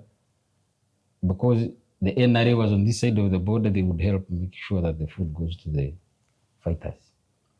So there was intense mobilization, medicines, food, clothing. And where are you at this moment? At this moment, we are very near the border, but on the Ugandan side. You were there, you personally? Yes. How many soldiers are there now? Now in our Ryog, we are like 400 plus. 400? Yes. There was a farm in Isinjiro. I don't know whether it belonged to Honorable Barito Bamirama. That's where we were billeted, my unit at that time. So out of the 800 that you had started with? And not all of them had died. Others were sick. And others were, the majority were sick. So others were just hungry. They were malnourished. They couldn't walk, they couldn't stand. Wow, really?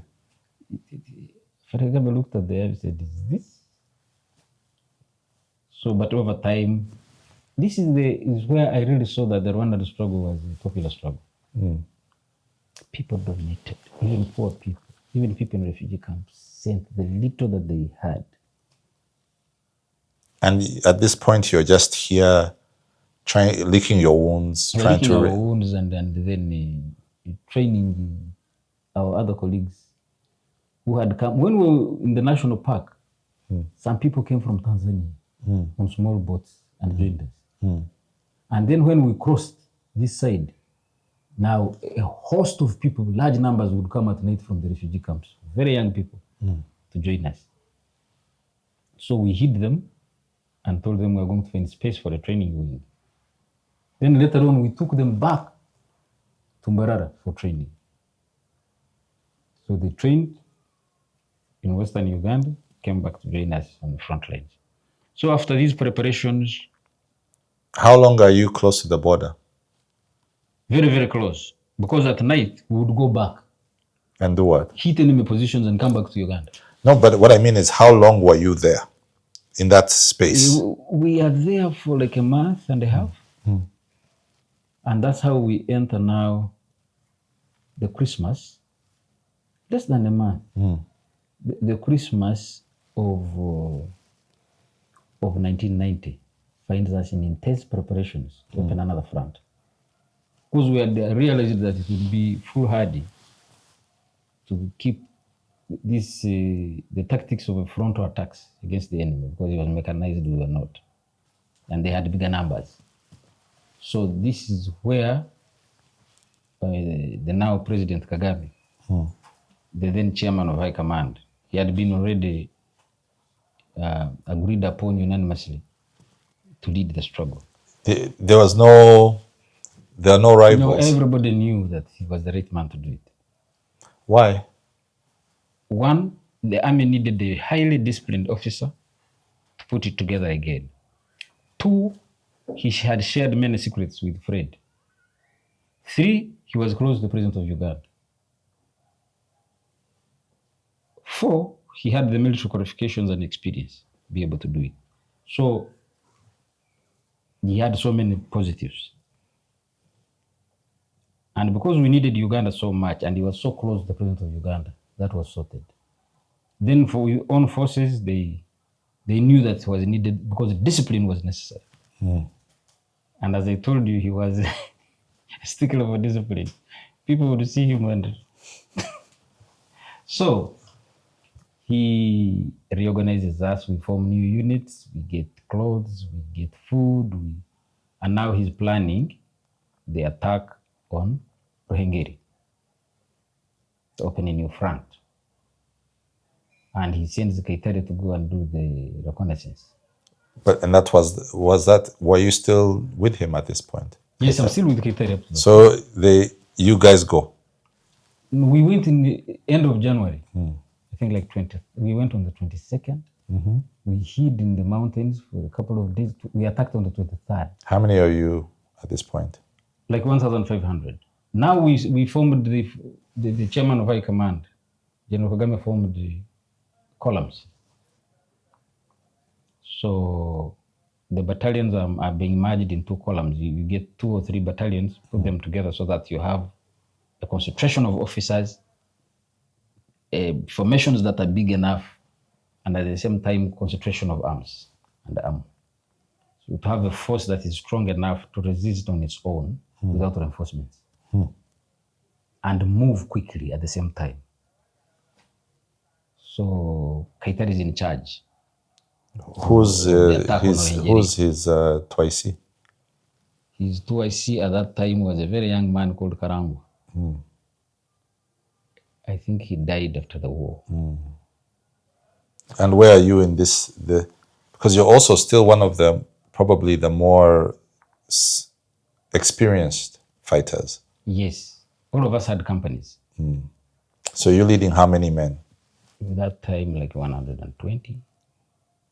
Between 120, they would always fluctuate 120, 150. So you're leading 120. Well armed. What language are you speaking at this point? I'm speaking Swahili because the majority of the soldiers had been here. And the language for the military here is English. But I'm also struggling to learn Kinyarwanda. In fact, what saved me is when we went deeper inside Rwanda. And I couldn't speak Swahili, neither would I speak English. So I had to speak Kinyarwanda.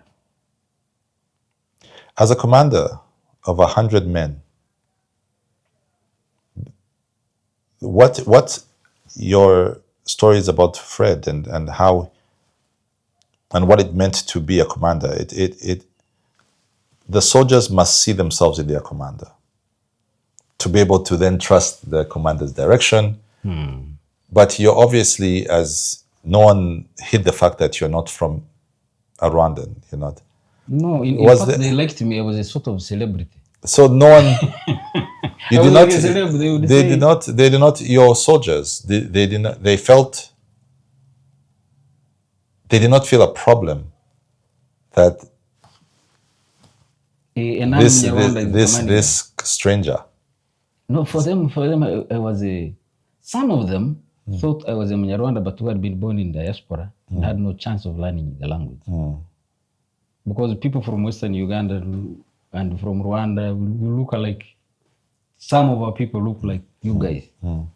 So they said, maybe this young man is a Banyarwanda. In fact, the more I would deny being a Banyarwanda, the more they would. Until it became funny. Yeah. Sometimes they had to accept. Because the more I would deny, the more they would emphasize the fact that why are you lying? Why are you lying? We are no longer in exile. We are no longer in Rwanda. Just claim your nationality, you're Banyarwanda, and we go. Say, okay, I'm Banyarwanda. Yes. So we interacted a lot. Now I was beginning to learn some Kinyarwanda I could speak. And now when I learned to speak Kinyarwanda, President Kagame said, but this guy can be a political commissar. So, this is after the attack on Ruhengeri. He said, this guy can be a political commissar. They said, why can Okwiri be a political commissar? He said, Okwiri knows a lot of things in his head. I know him well. I've worked with him. Then secondly, it will help him learn Kinyarwanda. You should have seen me teaching Banyarwanda their history. This is 91. This is what, 92? This is what, 91, 92? End of 90, beginning of 91. You've become you're no longer a frontline troop, I'm a political commissar. Now, of course, by that time, there was no big difference between the front. The whole unit would move to the front. Nobody would remain behind. So even when you had a base in Uganda, all of you would move and go to Rwanda, fight, then come back. So I learned quickly and started teaching Banyarwanda what happened in 1959. and the role of the Catholic Church and the Belgian government in the first genocide. Because I believe the first genocide was 59 and those years. And then I did not know at that time that there would be another genocide, which would be more ferocious than the one of 1959 that brought the first refugees here. And as a fighting, again, the thinking is extraordinary. Because you've seen, you're fighting, there are issues, there's challenges.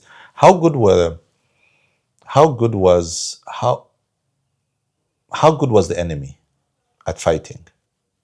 The enemy was lousy at the beginning, but had the backbone of French artillery and of course the Congolese. But when the Congolese left after the Nsele peace accord, they caught on the land very quickly. And we fought fierce battles in Mutara and Ruhengeri. What made them so good? They had good officers. I remember if we fast forward, we could go back. If we fast forward and talk about the operations of 94, to stop genocide, there was an officer called, they had divided northern Rwanda into 3 operational regions. There was Ops Mutara, which was commanded by Kanonkundiye. Then there was Ops Byumba, which was commanded by Brigadier General Kabila, Gratien. Then Ops Ruhengeri, which was commanded by Major General Bizimungu Agustin. Those were Belgian trained officers. All of them, their names ended with BM, BEM, British Military Academy, I mean Belgian military academies. So they knew what to do, only that they lacked experience. And we gave it to them. By fighting? By fighting and by seeing the way we're doing it. Whenever we dislodge them from a position or overrun a town, they would learn how we've done it. And then whenever they would get a chance of capturing our weapons, they would study it. Because they were used to NATO weapons. They did not understand the weapons from China and the Soviet Union. So they would study them and then use them against us. So we had battles of attrition in Mutara especially, where the terrain was favorable to them. And the losses we took in Mutara were more than in Byumba and Ruhengeri, because the terrain was favorable to motorized warfare. So, but finally, the Rwandan, the RPF soldier was so tenacious that he couldn't defeat him. He couldn't defeat the RPF because they had no alternative. Going to the refugee camp, going back to the refugee camp in Uganda or Tanzania was not an alternative. Why not? So we beat them with... Why wasn't it an all? I hear many people talk about that we couldn't go back. But actually you could. You would go back to humiliation. You know, people who left Rwanda in 1959, many of them had been chiefs. They had been leaders. They had been propertied. And among Rwandan communities, cows was something very, very important. So they could not have cows in Uganda. They would wait for the UN to give them food. You can imagine a person who has been a chef in Rwanda standing in a queue to receive... begging. People who had a lot of dignity among their peoples and communities. Others died out of frustration. Died and were buried in refugee camps. So the feeling was that no, you'd rather die rather than go back to that kind of life. Yes. And that's why the young people were ready to sacrifice. It was easy for me to teach them, to train them, and to command them. It was not like in Uganda where somebody would say, I'm going back to my father is there, our land is there, Matoke is there, I will survive. But for them, they said, country is life. Without my country, there is no life for me. So it was very beautiful commanding such young people. You enjoyed it? I enjoyed it very much because I was not pushing them to do anything. Just say go. Yes, every soldier, every private was a commander in his own right. Because they had the consciousness to know that this is our job and we have to get it done. That's the smooth, those were the units which I really enjoyed commanding. Disciplined, clean, smart, motivated. Easy to command. Very easy to command. At no point, so 1990, 1991, 1992, 1993, finally 1994. During the last elections in 2024, the last presidential ones, I was among a team of media people who then had the opportunity to go to your former command center, Mulindi. Yes. That's where the high command is. So that's where the high command was. It's in a beautiful tea plantation. So we went there and we were addressed by His Excellency, the President, Paul Kagame. And so we're sitting here and he's telling us where he was when he's informed he was watching the African Cup of Nations, I think semifinals. And he's watching it and there's a next to a dining room, it looks like a dining room, there was a basketball court. I don't know if you had ever, were you there? Yes. So you see that area. So he was telling us that he got news. Actually, that even his young boy was there. his firstborn, Ivan, was there. And he gets news that the plane has been shot. The president of the time, Juvenal Habyarimana. And things are starting to happen. When do you know that there is something afoot, that these are not just killings, this is now genocide? That time, I had moved from Byumba, from the unit that I was in, and I had been transferred to Mutara to join 157 Mobile Force. Led by that time Mzee Gashumba and Morokore. No, by that time there was Mzee Gashumba, Ibingira, and Morokore. And then I'm sleeping in my andaki. We used to sleep in andaki, the trenches. those trenches. My trench was very comfortable, big, with a mattress inside. Then Commander Ibingira passes near my compound. I had a small compound where my trench was with the bodyguard. And he says, Okwir, wake up. Amuka. Habyarimana amekufa. See, I thought Ibingira had run mad. I get up, I say, what are you saying? He said, come. Habyarimana has died. How? That they have shot his aircraft. So I put on a jacket and boots, and I joined him. We crossed River Muvumba and go to Morocco's place. Then all the officers assembled. And the whole night we are talking and we are receiving radio messages from our communication. You remember we had a battalion in Kigali. Oh yes, the one that's The that 600. was at the 600 at the Parliament. Yes, which was built at Parliament. Yes. So the people from that battalion are giving us news and telling us they've killed the Prime Minister. They've killed. So by morning, by midday on the 7th, remember the plane I think was shot on the 6th, if I remember properly. By midday on the 7th, the moderate of top government officials, the moderate politicians who were not extreme,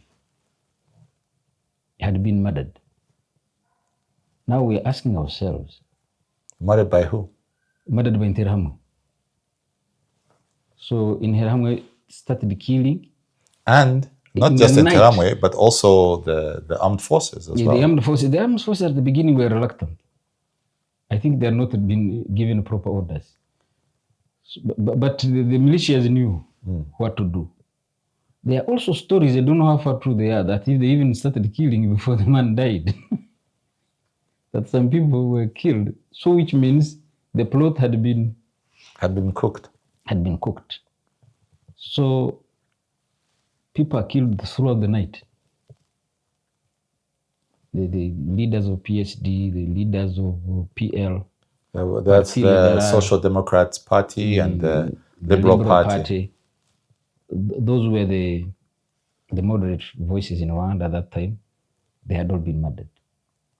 And then they were tussling out with the Belgian peacekeepers. And then the next day we were told, meanwhile, the High Command is telling us to prepare. Prepare to do what? Prepare to launch an offensive. Because President Kagame sent a long message saying, people are being killed, this thing is highly organized, and we have to defend our people. We cannot wait until they are not there, and we have to move swiftly. So I don't remember meetings of High Command at that time, so we prepared the forces. So on the 8th is when we moved and captured, early in the morning, we captured Nyakatare.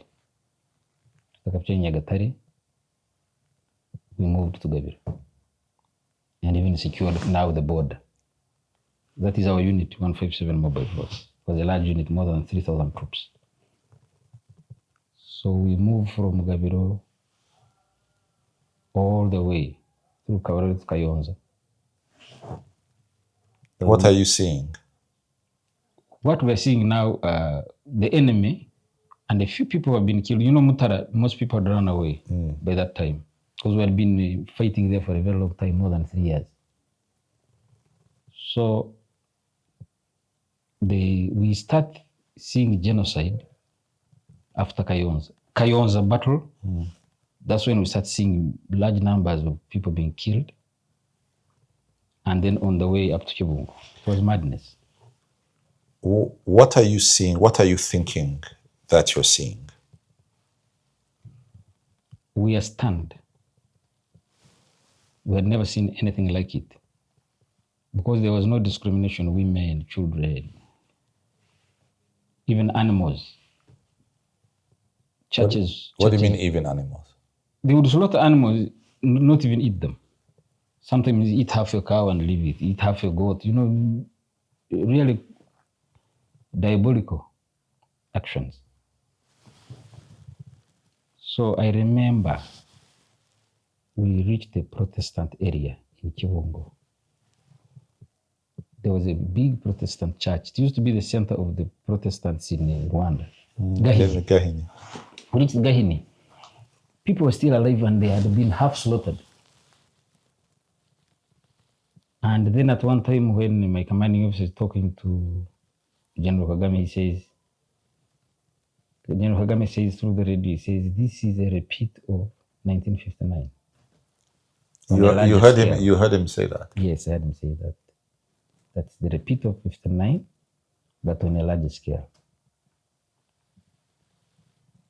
So it continues throughout Kibungo. From Kibungo, we move Zaza, Sake, up to Bugesera. Then from Bugesera, we join the Tamak. There's the road going to Butare, then the other one going to Gitarama. Half of the force goes with Binjira to Gitarama. I go with Mbarak to Butare. Same thing. It must have been a nightmare. Nightmare is an understatement. Because how do you keep your sanity? Am I saying? It visits you once in a while and you remember those things. People say civilians were traumatized, but I think even the soldiers themselves were traumatized. Because in all the conflicts we had been in, we had never seen anything like that. Because you're a soldier, so you think that you're used to death. That you've seen death. Yes, you can fight big battles, people die, but they are soldiers. But this thing of finding children's heads bashed using imiri, these clubs, which had nails on them, was something you can never forget. That when you take in your grave. And women scenes. disemboweled and fetuses out, all that happened. And you're seeing this. I could see a country die. You know, Rwanda died and resurrected, like Jesus Christ. So how do you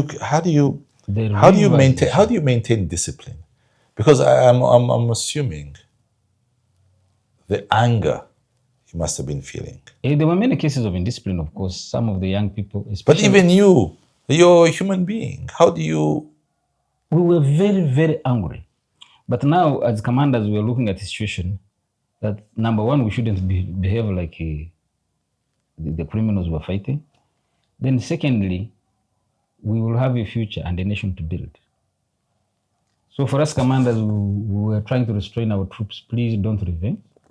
Don't do this, because at the end of it all, we are going to win. And then after winning, we have to rebuild. That was the message, at least from me and my immediate commanders who were there.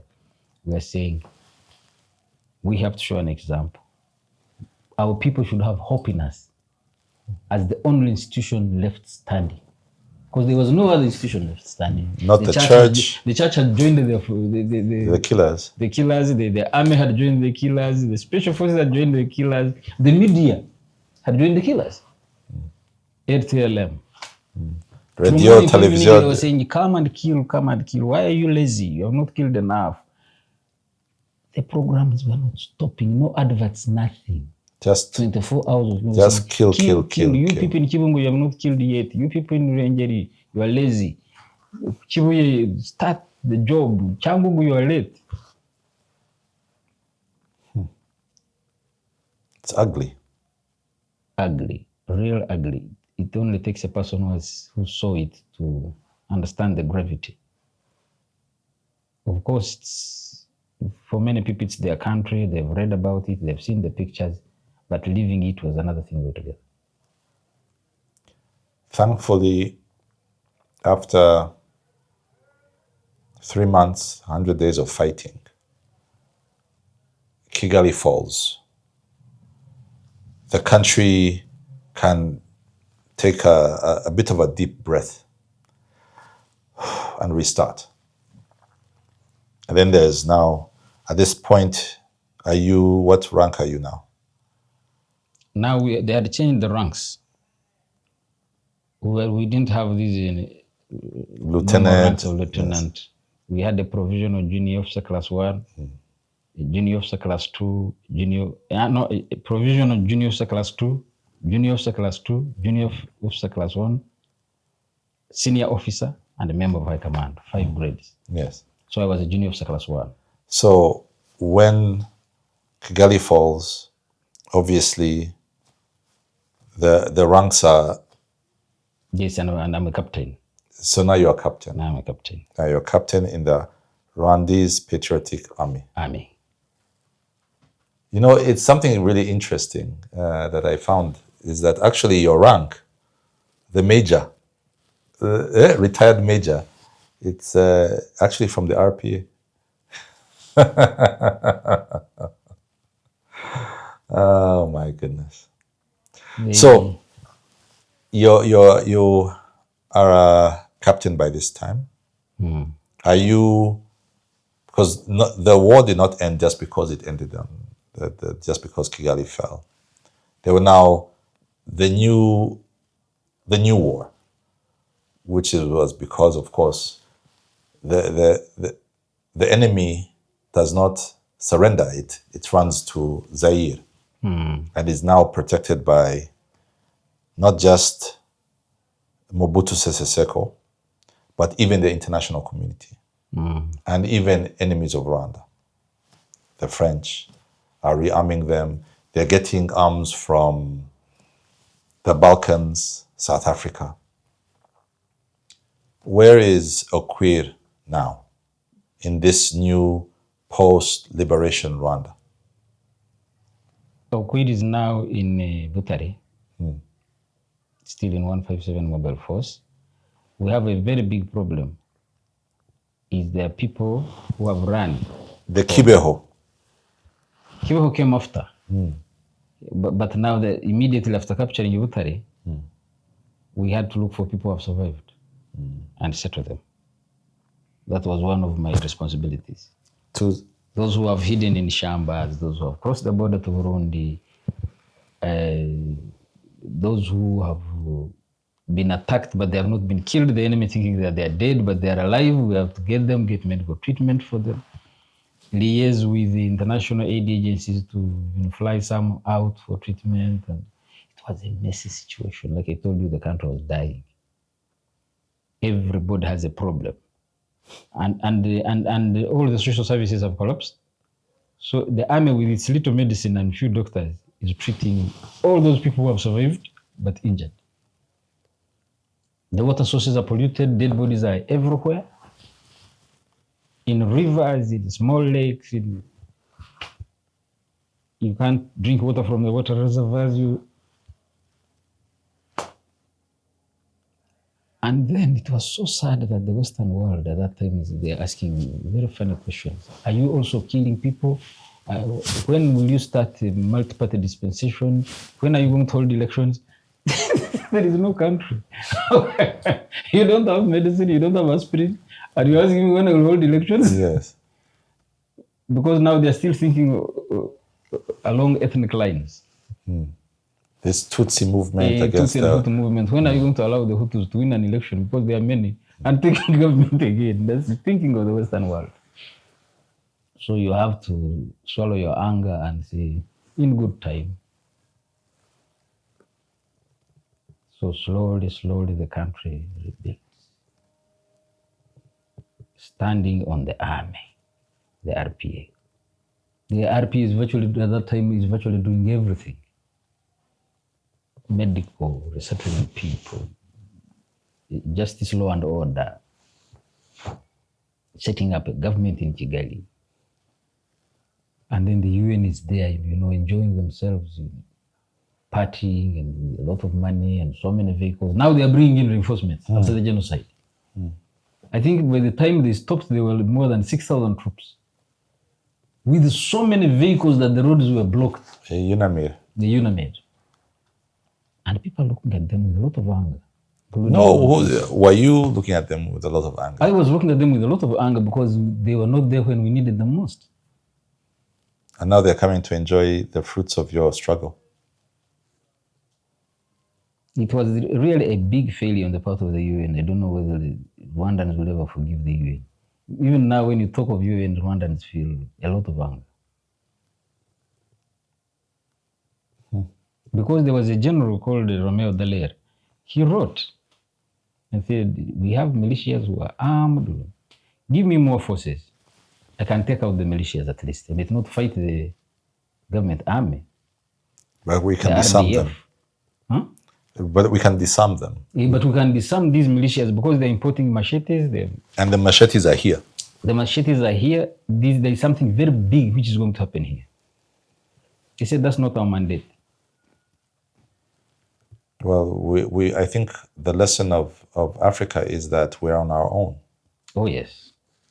We are. The sooner we learn that, the better for all of us.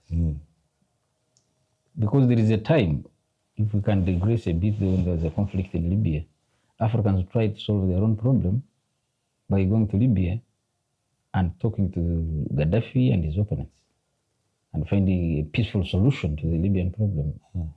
NATO refused. And that meeting never took place, and they deposed Gaddafi, and then the Al-Qaeda came in Libya. Up to now, it left Libya, went to Mauritania, Niger, Burkina Faso. But then here's another thing. Now we have Al-Qaeda in the Maghreb because they refuse to listen to Africans.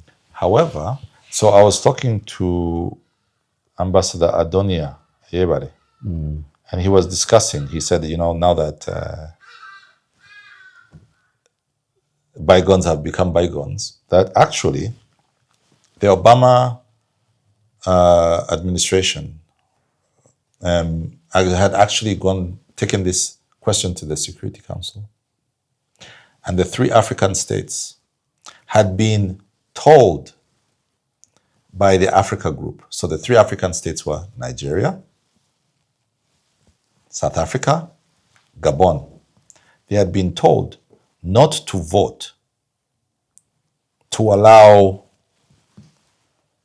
this no-fly zone and all that. They told them. What did these Africans do? They go to the Security Council and conform to the something. Yes. So it goes back to one of the things that I also, people want me to be annoyed at the UN. But I always say, but we killed our brother. Our brother killed us. Yes, the white man might have put in place the conditions, but we pulled the trigger. So that is how I am able to look at the UN and not feel, I feel disgust, but I'm more disgusted at myself. The white man did not tell a father to kill his son and a mother to kill the daughter and a husband to kill his wife and vice versa. That was not. It's a problem of the leadership on the continent. And the choices that we make. Yes, but that does not absolve the foreign powers who were behind that. Take, for example, the French. The French are on the Security Council. The French are militarily and economically strong. Sure. The French came to fight us.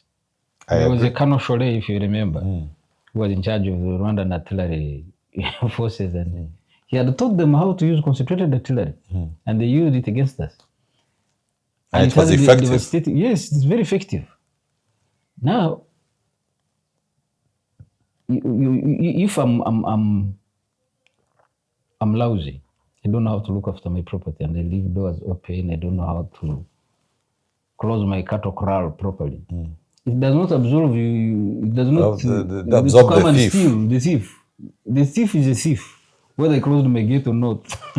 So the Western world are thieves. We are poor keepers of our wealth. Yes. We are poor defenders of our people. We are poor keepers of our wealth as Africans, but that does not absolve the thief From who takes stealing. advantage of our laxity to steal from us and to kill our people. That is true. But your journey does not end there. It does not end in Rwanda. It does not end during the liberation of Kigali. You then get another mission as a Pan-Africanist. But before we go there, now that Kigali has been won, why don't you go home? 1994. I wanted to go home. I think I even wrote the chairman of High Command and said I've finished. But he said, we'll give you an answer, first wait. Are there people who are thinking like you? I said, yeah, there are some other Ugandans who also want to go. Where are they? They're in units. So we withdraw them from the units and take them to Kachigali. I don't know whether Kachigali is still there. That military camp in the city center. Actually, it does not exist anymore. I think something it has been turned into. There's an area which is now where they shot the Belgian peacekeeper. That Belgian contingent that was protecting the prime minister. So there's where they were shot there. That has been turned into a memorial, and then a part of the land has been given to the National University. They've put the School of Architecture there, and then another part of it has become a space for events. Okay. So Concerts and whatnot. With them and the process, because now I was close to the Vice President and Minister of Defense then, General Kagame, and many other commanders. They said you could be useful to us as you wait for your... You return back home. Yeah, so I could lecture to officers, be part of the training and reorganization process of the army. Were you the most senior Ugandan fighter? Yes, I was. That's why they put me in charge of that group. I was the most senior. And they knew that I can maintain their discipline there. And then, but they knew that... How many fighters are left by this time who are Ugandan? Who are Ugandan, like 350 are left. How many do you think died during the war for liberation? I can't put a number, but there were many, because at the beginning we were like 550, 600. It's almost half. Almost half. Lost their lives. Yes. Fighting for the freedom of Rwandans to call a country home. Yes, and they were good because they had experience and they could operate weapon systems like machine guns, anti-tank recoilless weapons. They were very good at RPGs. NRA had a tradition of using RPGs. So rocket-propelled anti-aircraft grenades. weapons, they were good. They were good, very good boys. And they made a good contribution. I was proud of them. So there are these 300 Ugandans with you as their senior officer. This is around 94, 95. 95. 95. Then how do you end up in Congo? Now, in the meantime, something is brewing. Because there were boys who were in RPA. Just like how this group was. It's so interesting how these revolutions become contagious. Museveni studies the Mozambican Frelimo struggle and set up his own outfit in Tanzania. They come from Fronasa. Then Fronasa takes over power in Uganda as NRM. And then the RPF is born out of the experiences of the NRM and the military training of NRA. They set up their own outfit. Then there, the people from Congo also see what RPF has done, and they say, We can do decades something. old of oppression, we can also, because Rwandan, people of Rwandan ancestry in Congo were being treated very badly. They were docile, they had accepted the position of second-class citizen. So they said, now we can take advantage of Rwanda's security problems also to organize ourselves. So that's how the process of the Rwandan liberation from Mobutu begins. And I can see that it's happening. So by the time the October 1996 happens, I'm fully aware about what's happening.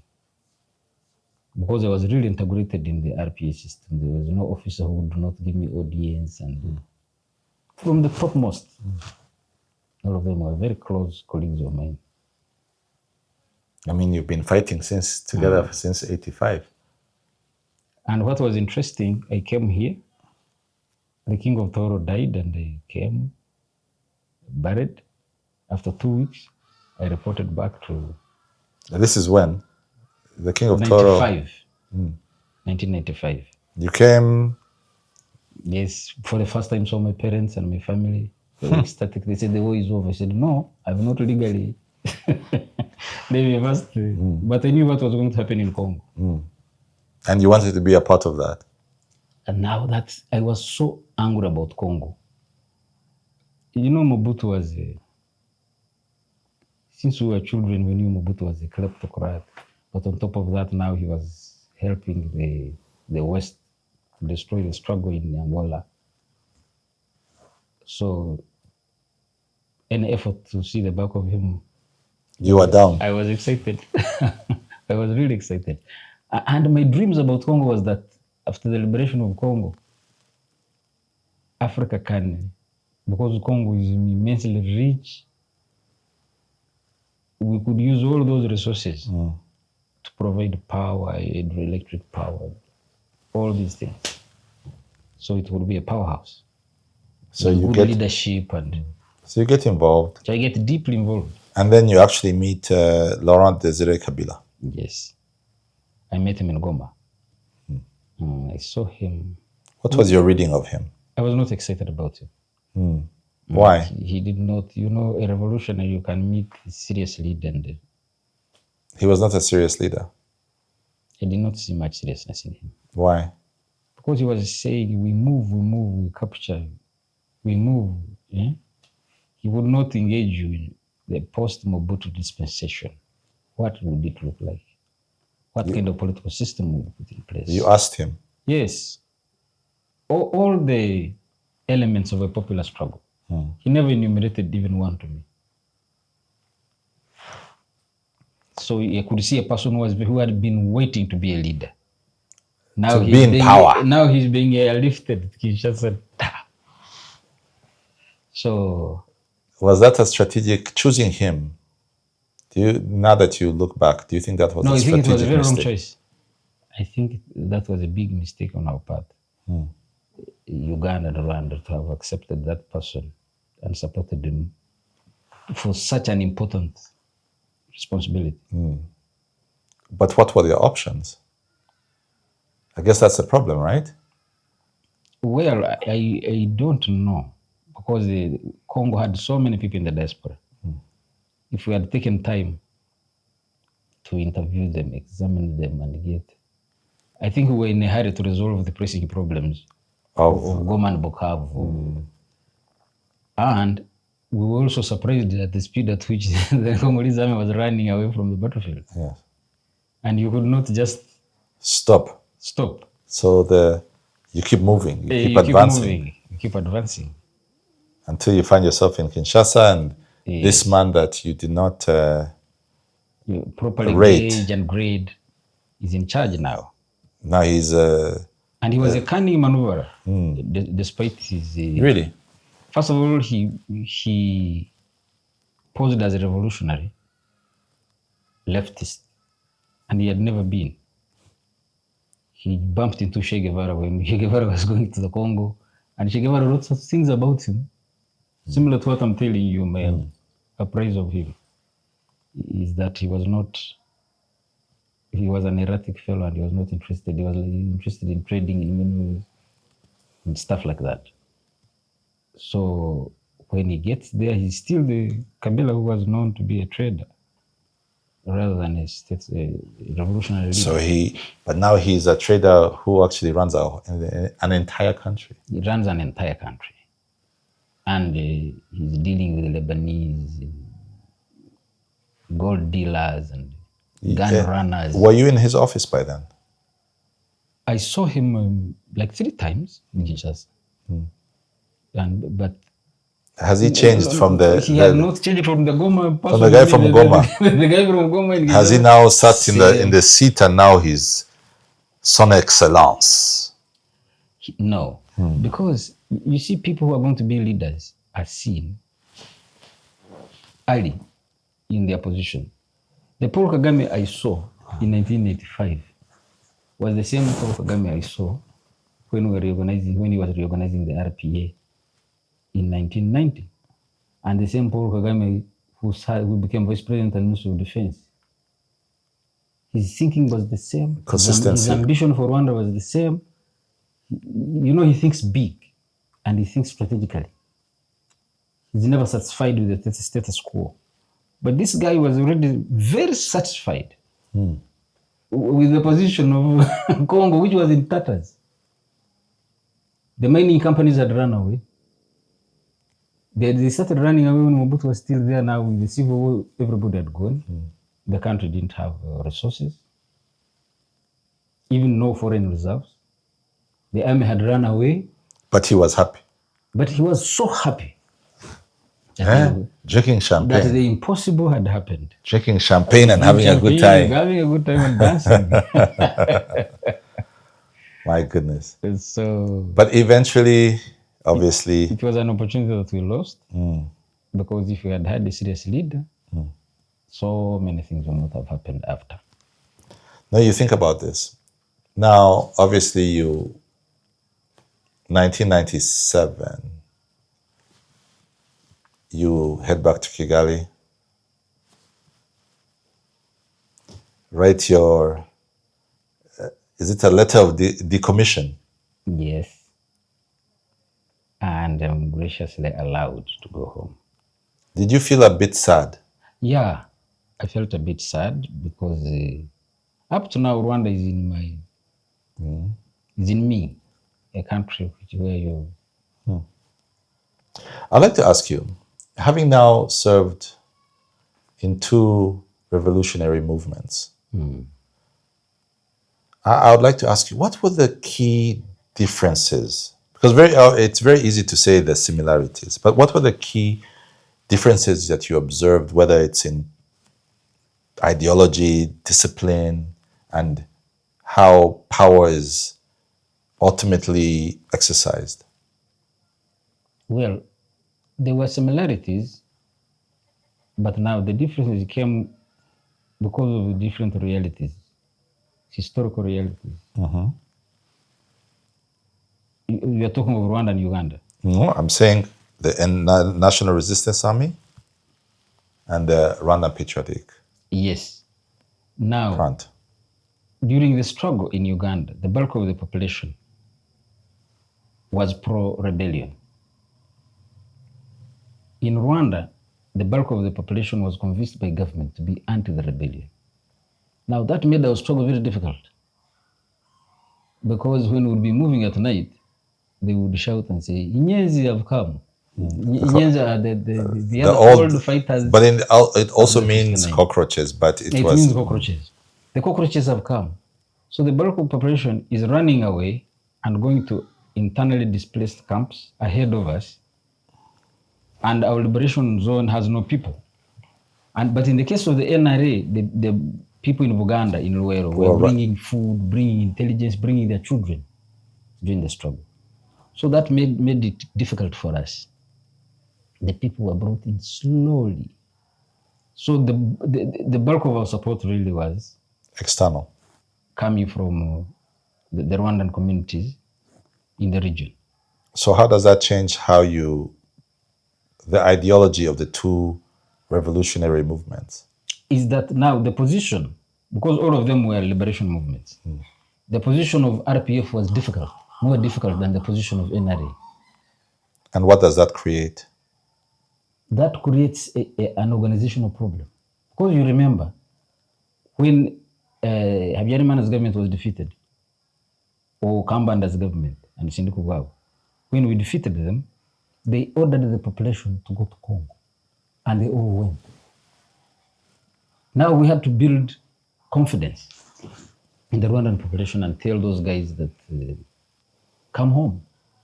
We are not what they tell you we are. Ntabwo turi inyenzi zifite imirizo n'amahembe. We're not cockroaches that have horns and tails. We're just like you. We are just like you. Yeah. What brought the problems between different communities was bad politics. But to infuse that thinking among people who are largely uneducated is very difficult. That's why it was easy for them to be mobilized for genocide. An education deficit, a cultural deficit. And so also a big problem with the Catholic Church, which had them because they go to church every Sunday, but they are telling them, giving them the wrong ideology. So it was, what you're saying is that, if I can, to paraphrase, the ingredients, it seems, for a sustained, peaceful existence between organization and the population was much more. It was much more complex in Rwanda. It feels that what you're saying is that, in terms of the amount of work that had to be done, that the NRM was, the Bible, they say it was like a seed planted in fertile soil. It's easy. It's easy. And then the other one, it was hard work. Yes, and people observing were judging the RPF wrongly and harshly. Because they did not understand how hard it was. Especially the historical context of the RPF struggle, because when the Belgians were in charge, they had kiboko. They would beat up people to produce coffee and tea and tobacco in Rwanda. And these people ran away. And they were using Tutsi chiefs to do that. So they built this hate. This hatred started those days when the Agro populations, who we call Hutu, came here in Uganda. They went to Congo, but largely here. They are still here, many of them. They have blended with the Ugandan population. Now they are Ugandans. Now, after that, now come 1959, close to independence, it becomes worse. Now they turn to the Kaiwandas of this world and told them that your enemy is those who have been beating you for centuries and who are your kings. So we find a toxic political environment when we enter in 1994 that we used to appeal to them, treat their sick people, but they say no. Do you think that because and you know, good ideology takes time to grow. Bad ideology is very easy to use to manipulate an uneducated population. Do you think, one of the things that they say is that diamonds are created through pressure. Do you think that when you look at the NRM as an organization, because its message was so well received, that maybe the work that then had to be, to inculcate this kind of ideology, that maybe because it was so easy, that maybe it did not, how do I say this? I'm trying to give it a proper sense. When I look at the RPF and the work that it has had to do to become a broad-based movement, it was never, remember, even when you guys were fighting, you say that they're calling you cockroaches, and so the amount of work that has had to be done to create a country that people can live in, that can and work in and the ideology that has had to be brought into the country, it has created a very strong organization, because if not, things would have gone back to where they were. Versus when I look at NRM now in Uganda, it was the UNLA had done such a great job on your behalf of angering people so much that everyone was already Team NRM.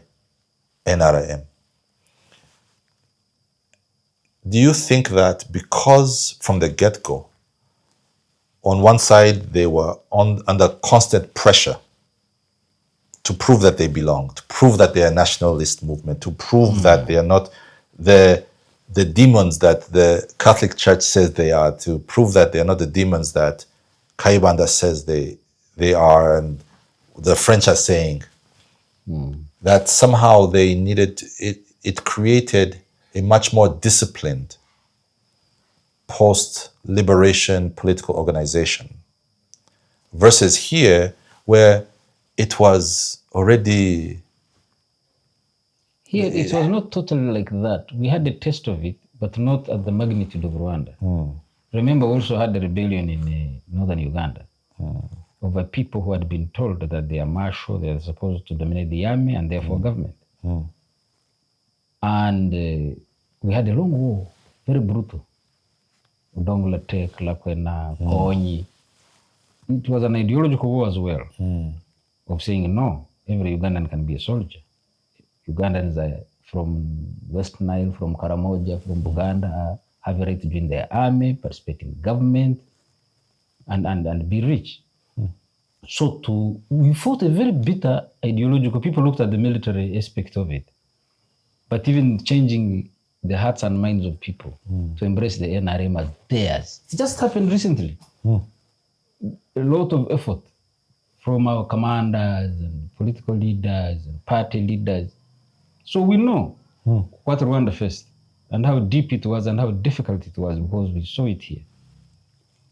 It was a problem. Even here in central Uganda, there were people who thought that from 1962 in independence, that central Uganda had a special status, so they should be treated special, as opposed to people from other parts of the country.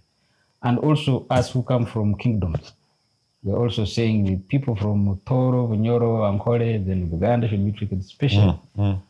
So a question of national unity was a very, very important, on top of the agenda of the national resistance movement. So we had to be very smart on how to handle it, to make sure that these people genuinely join the NRM and own it. I'm going to ask you one last question, because I've taken so much of your time. There is something that I'm sure you see, and it breaks your heart. And that is when the two brother armies go to battle. When they are in Congo and the brother is shedding the blood of a brother. You're one of the, again, 600 men who've fought. And you're one of the 300 men left who fought on both sides from Uganda. It must be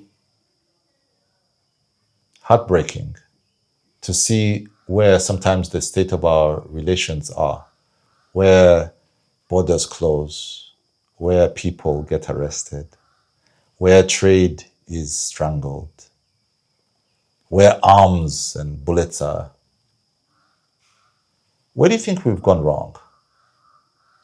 We've gone wrong in many aspects. First of all, the interpretation of the problem. Because for people who engaged in the DRC problem for a long time, their interpretation of the problem was different. Rwanda had what it called a national security crisis across the border. So Rwanda wanted to intervene physically to make sure that what happened in 1994 doesn't happen again. On the other hand, Uganda was also drawing from its history, and the argument of Uganda was, let Congolese liberate themselves. Because our experience with the Tanzanians, when they came here and kicked out, liberated us from Idi Amin, we had problems. By the time they left, we were sick and tired of them. Their discipline was very low by the time they left. So President Museveni's thinking was that if we do the job for them, and we can do it very well, Uganda and Rwanda are good at it. We can remove the leadership, we can train the army later on, but them doing it themselves, I think, in my thinking, I may be wrong. That is where the disagreement started from. Now, but there was also another element of the discipline of the officers and men who were there. What do you mean there? Is that when somebody is 1,000 kilometers away in an operation zone, he can call his boss in Kampala or in Kigali and say, I'm doing this, when it's not what they are doing on the ground. So what I heard is that people who were sent to the field were not briefing their principals, giving them the right information, which led to their fighting. Anyway, whatever the cause was, the interests of the people of Rwanda and Uganda are paramount. Because we can't afford to be enemies. God put us together. We have a beautiful history together, and we should be able to enhance it and resolve it. We resolved more bigger problems then. But why has this one been so long-standing? You see, when a conflict which is manageable becomes violent and people shed blood, it takes on a new dimension of mutual suspicion. We come here, we sit, we shake hands, but we go back and say, maybe there is something that one is planning, maybe. So, and there are people also who go in our ears and tell us, no, what they saying to those guys, they are not. So, but I know over time, the interests of our people will prevail, because there is no way we can do without each other. And the young generation are not interested in our politics. They are interested in trade. They are running big companies. Your generation and the generation below you want to trade with Kenya, Uganda, they want to trade with Tanzania, they want to trade with Burundi. So they will finally, their voice will become so big, so loud, and the critical mass of people that want peace, security, and trade will be so big that these differences will fade away. Yeah. That is my thinking. Unless the leadership, which is now goes back to you, because guess what? It's your generation that has still, you still have your fingers on the reins of power. Unless your generation does something else that then moves the escalation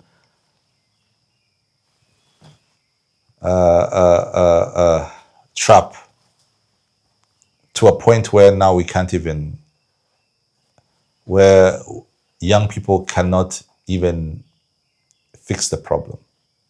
Because you talk about, once blood is shed, it changes everything. Yeah, Now my worry is, before the young people are able to get that critical mass that you're talking about, that there might be another mistake. No, history has taught us a lot of lessons. The people who took over independence, they had a lot of deficits in terms of democracy, learning how to handle a state. Africans had not handled the state for a very long time. But we learned from the mistakes and we built on them.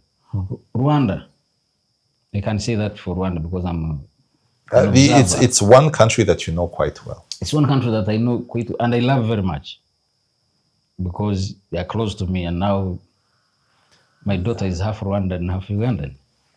So Rwanda has a very interesting group of young people, a generation, like 2 generations under RPF, who are tech savvy, who are well educated, and who have traveled the world. I am very, very excited about them, that they can handle the post-Kagame dispensation very well. Similarly here, we have very, very ambitious, those two generations we're talking about.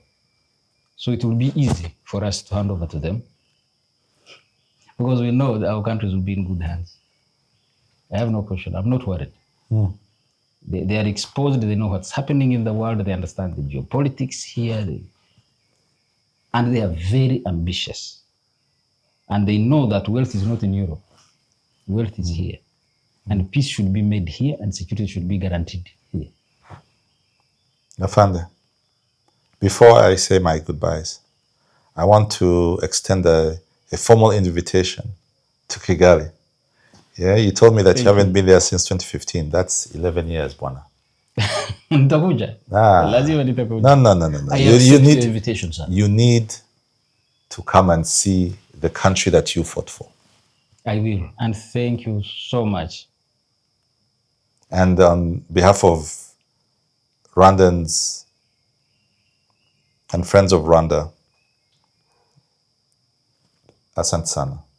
Thank you so much. And thank you for organizing this interaction in this critical time of Kwibuka. When Banyarwanda remember the horrors of genocide and the commitment that it should not happen again. Now that you've come to me, I feel very grateful and indebted that you have reminded me the struggle we went through, especially in 94. So thank you. And I will come to Kigali. Absolutely. Thank you so much, Afande. You're welcome. There you go.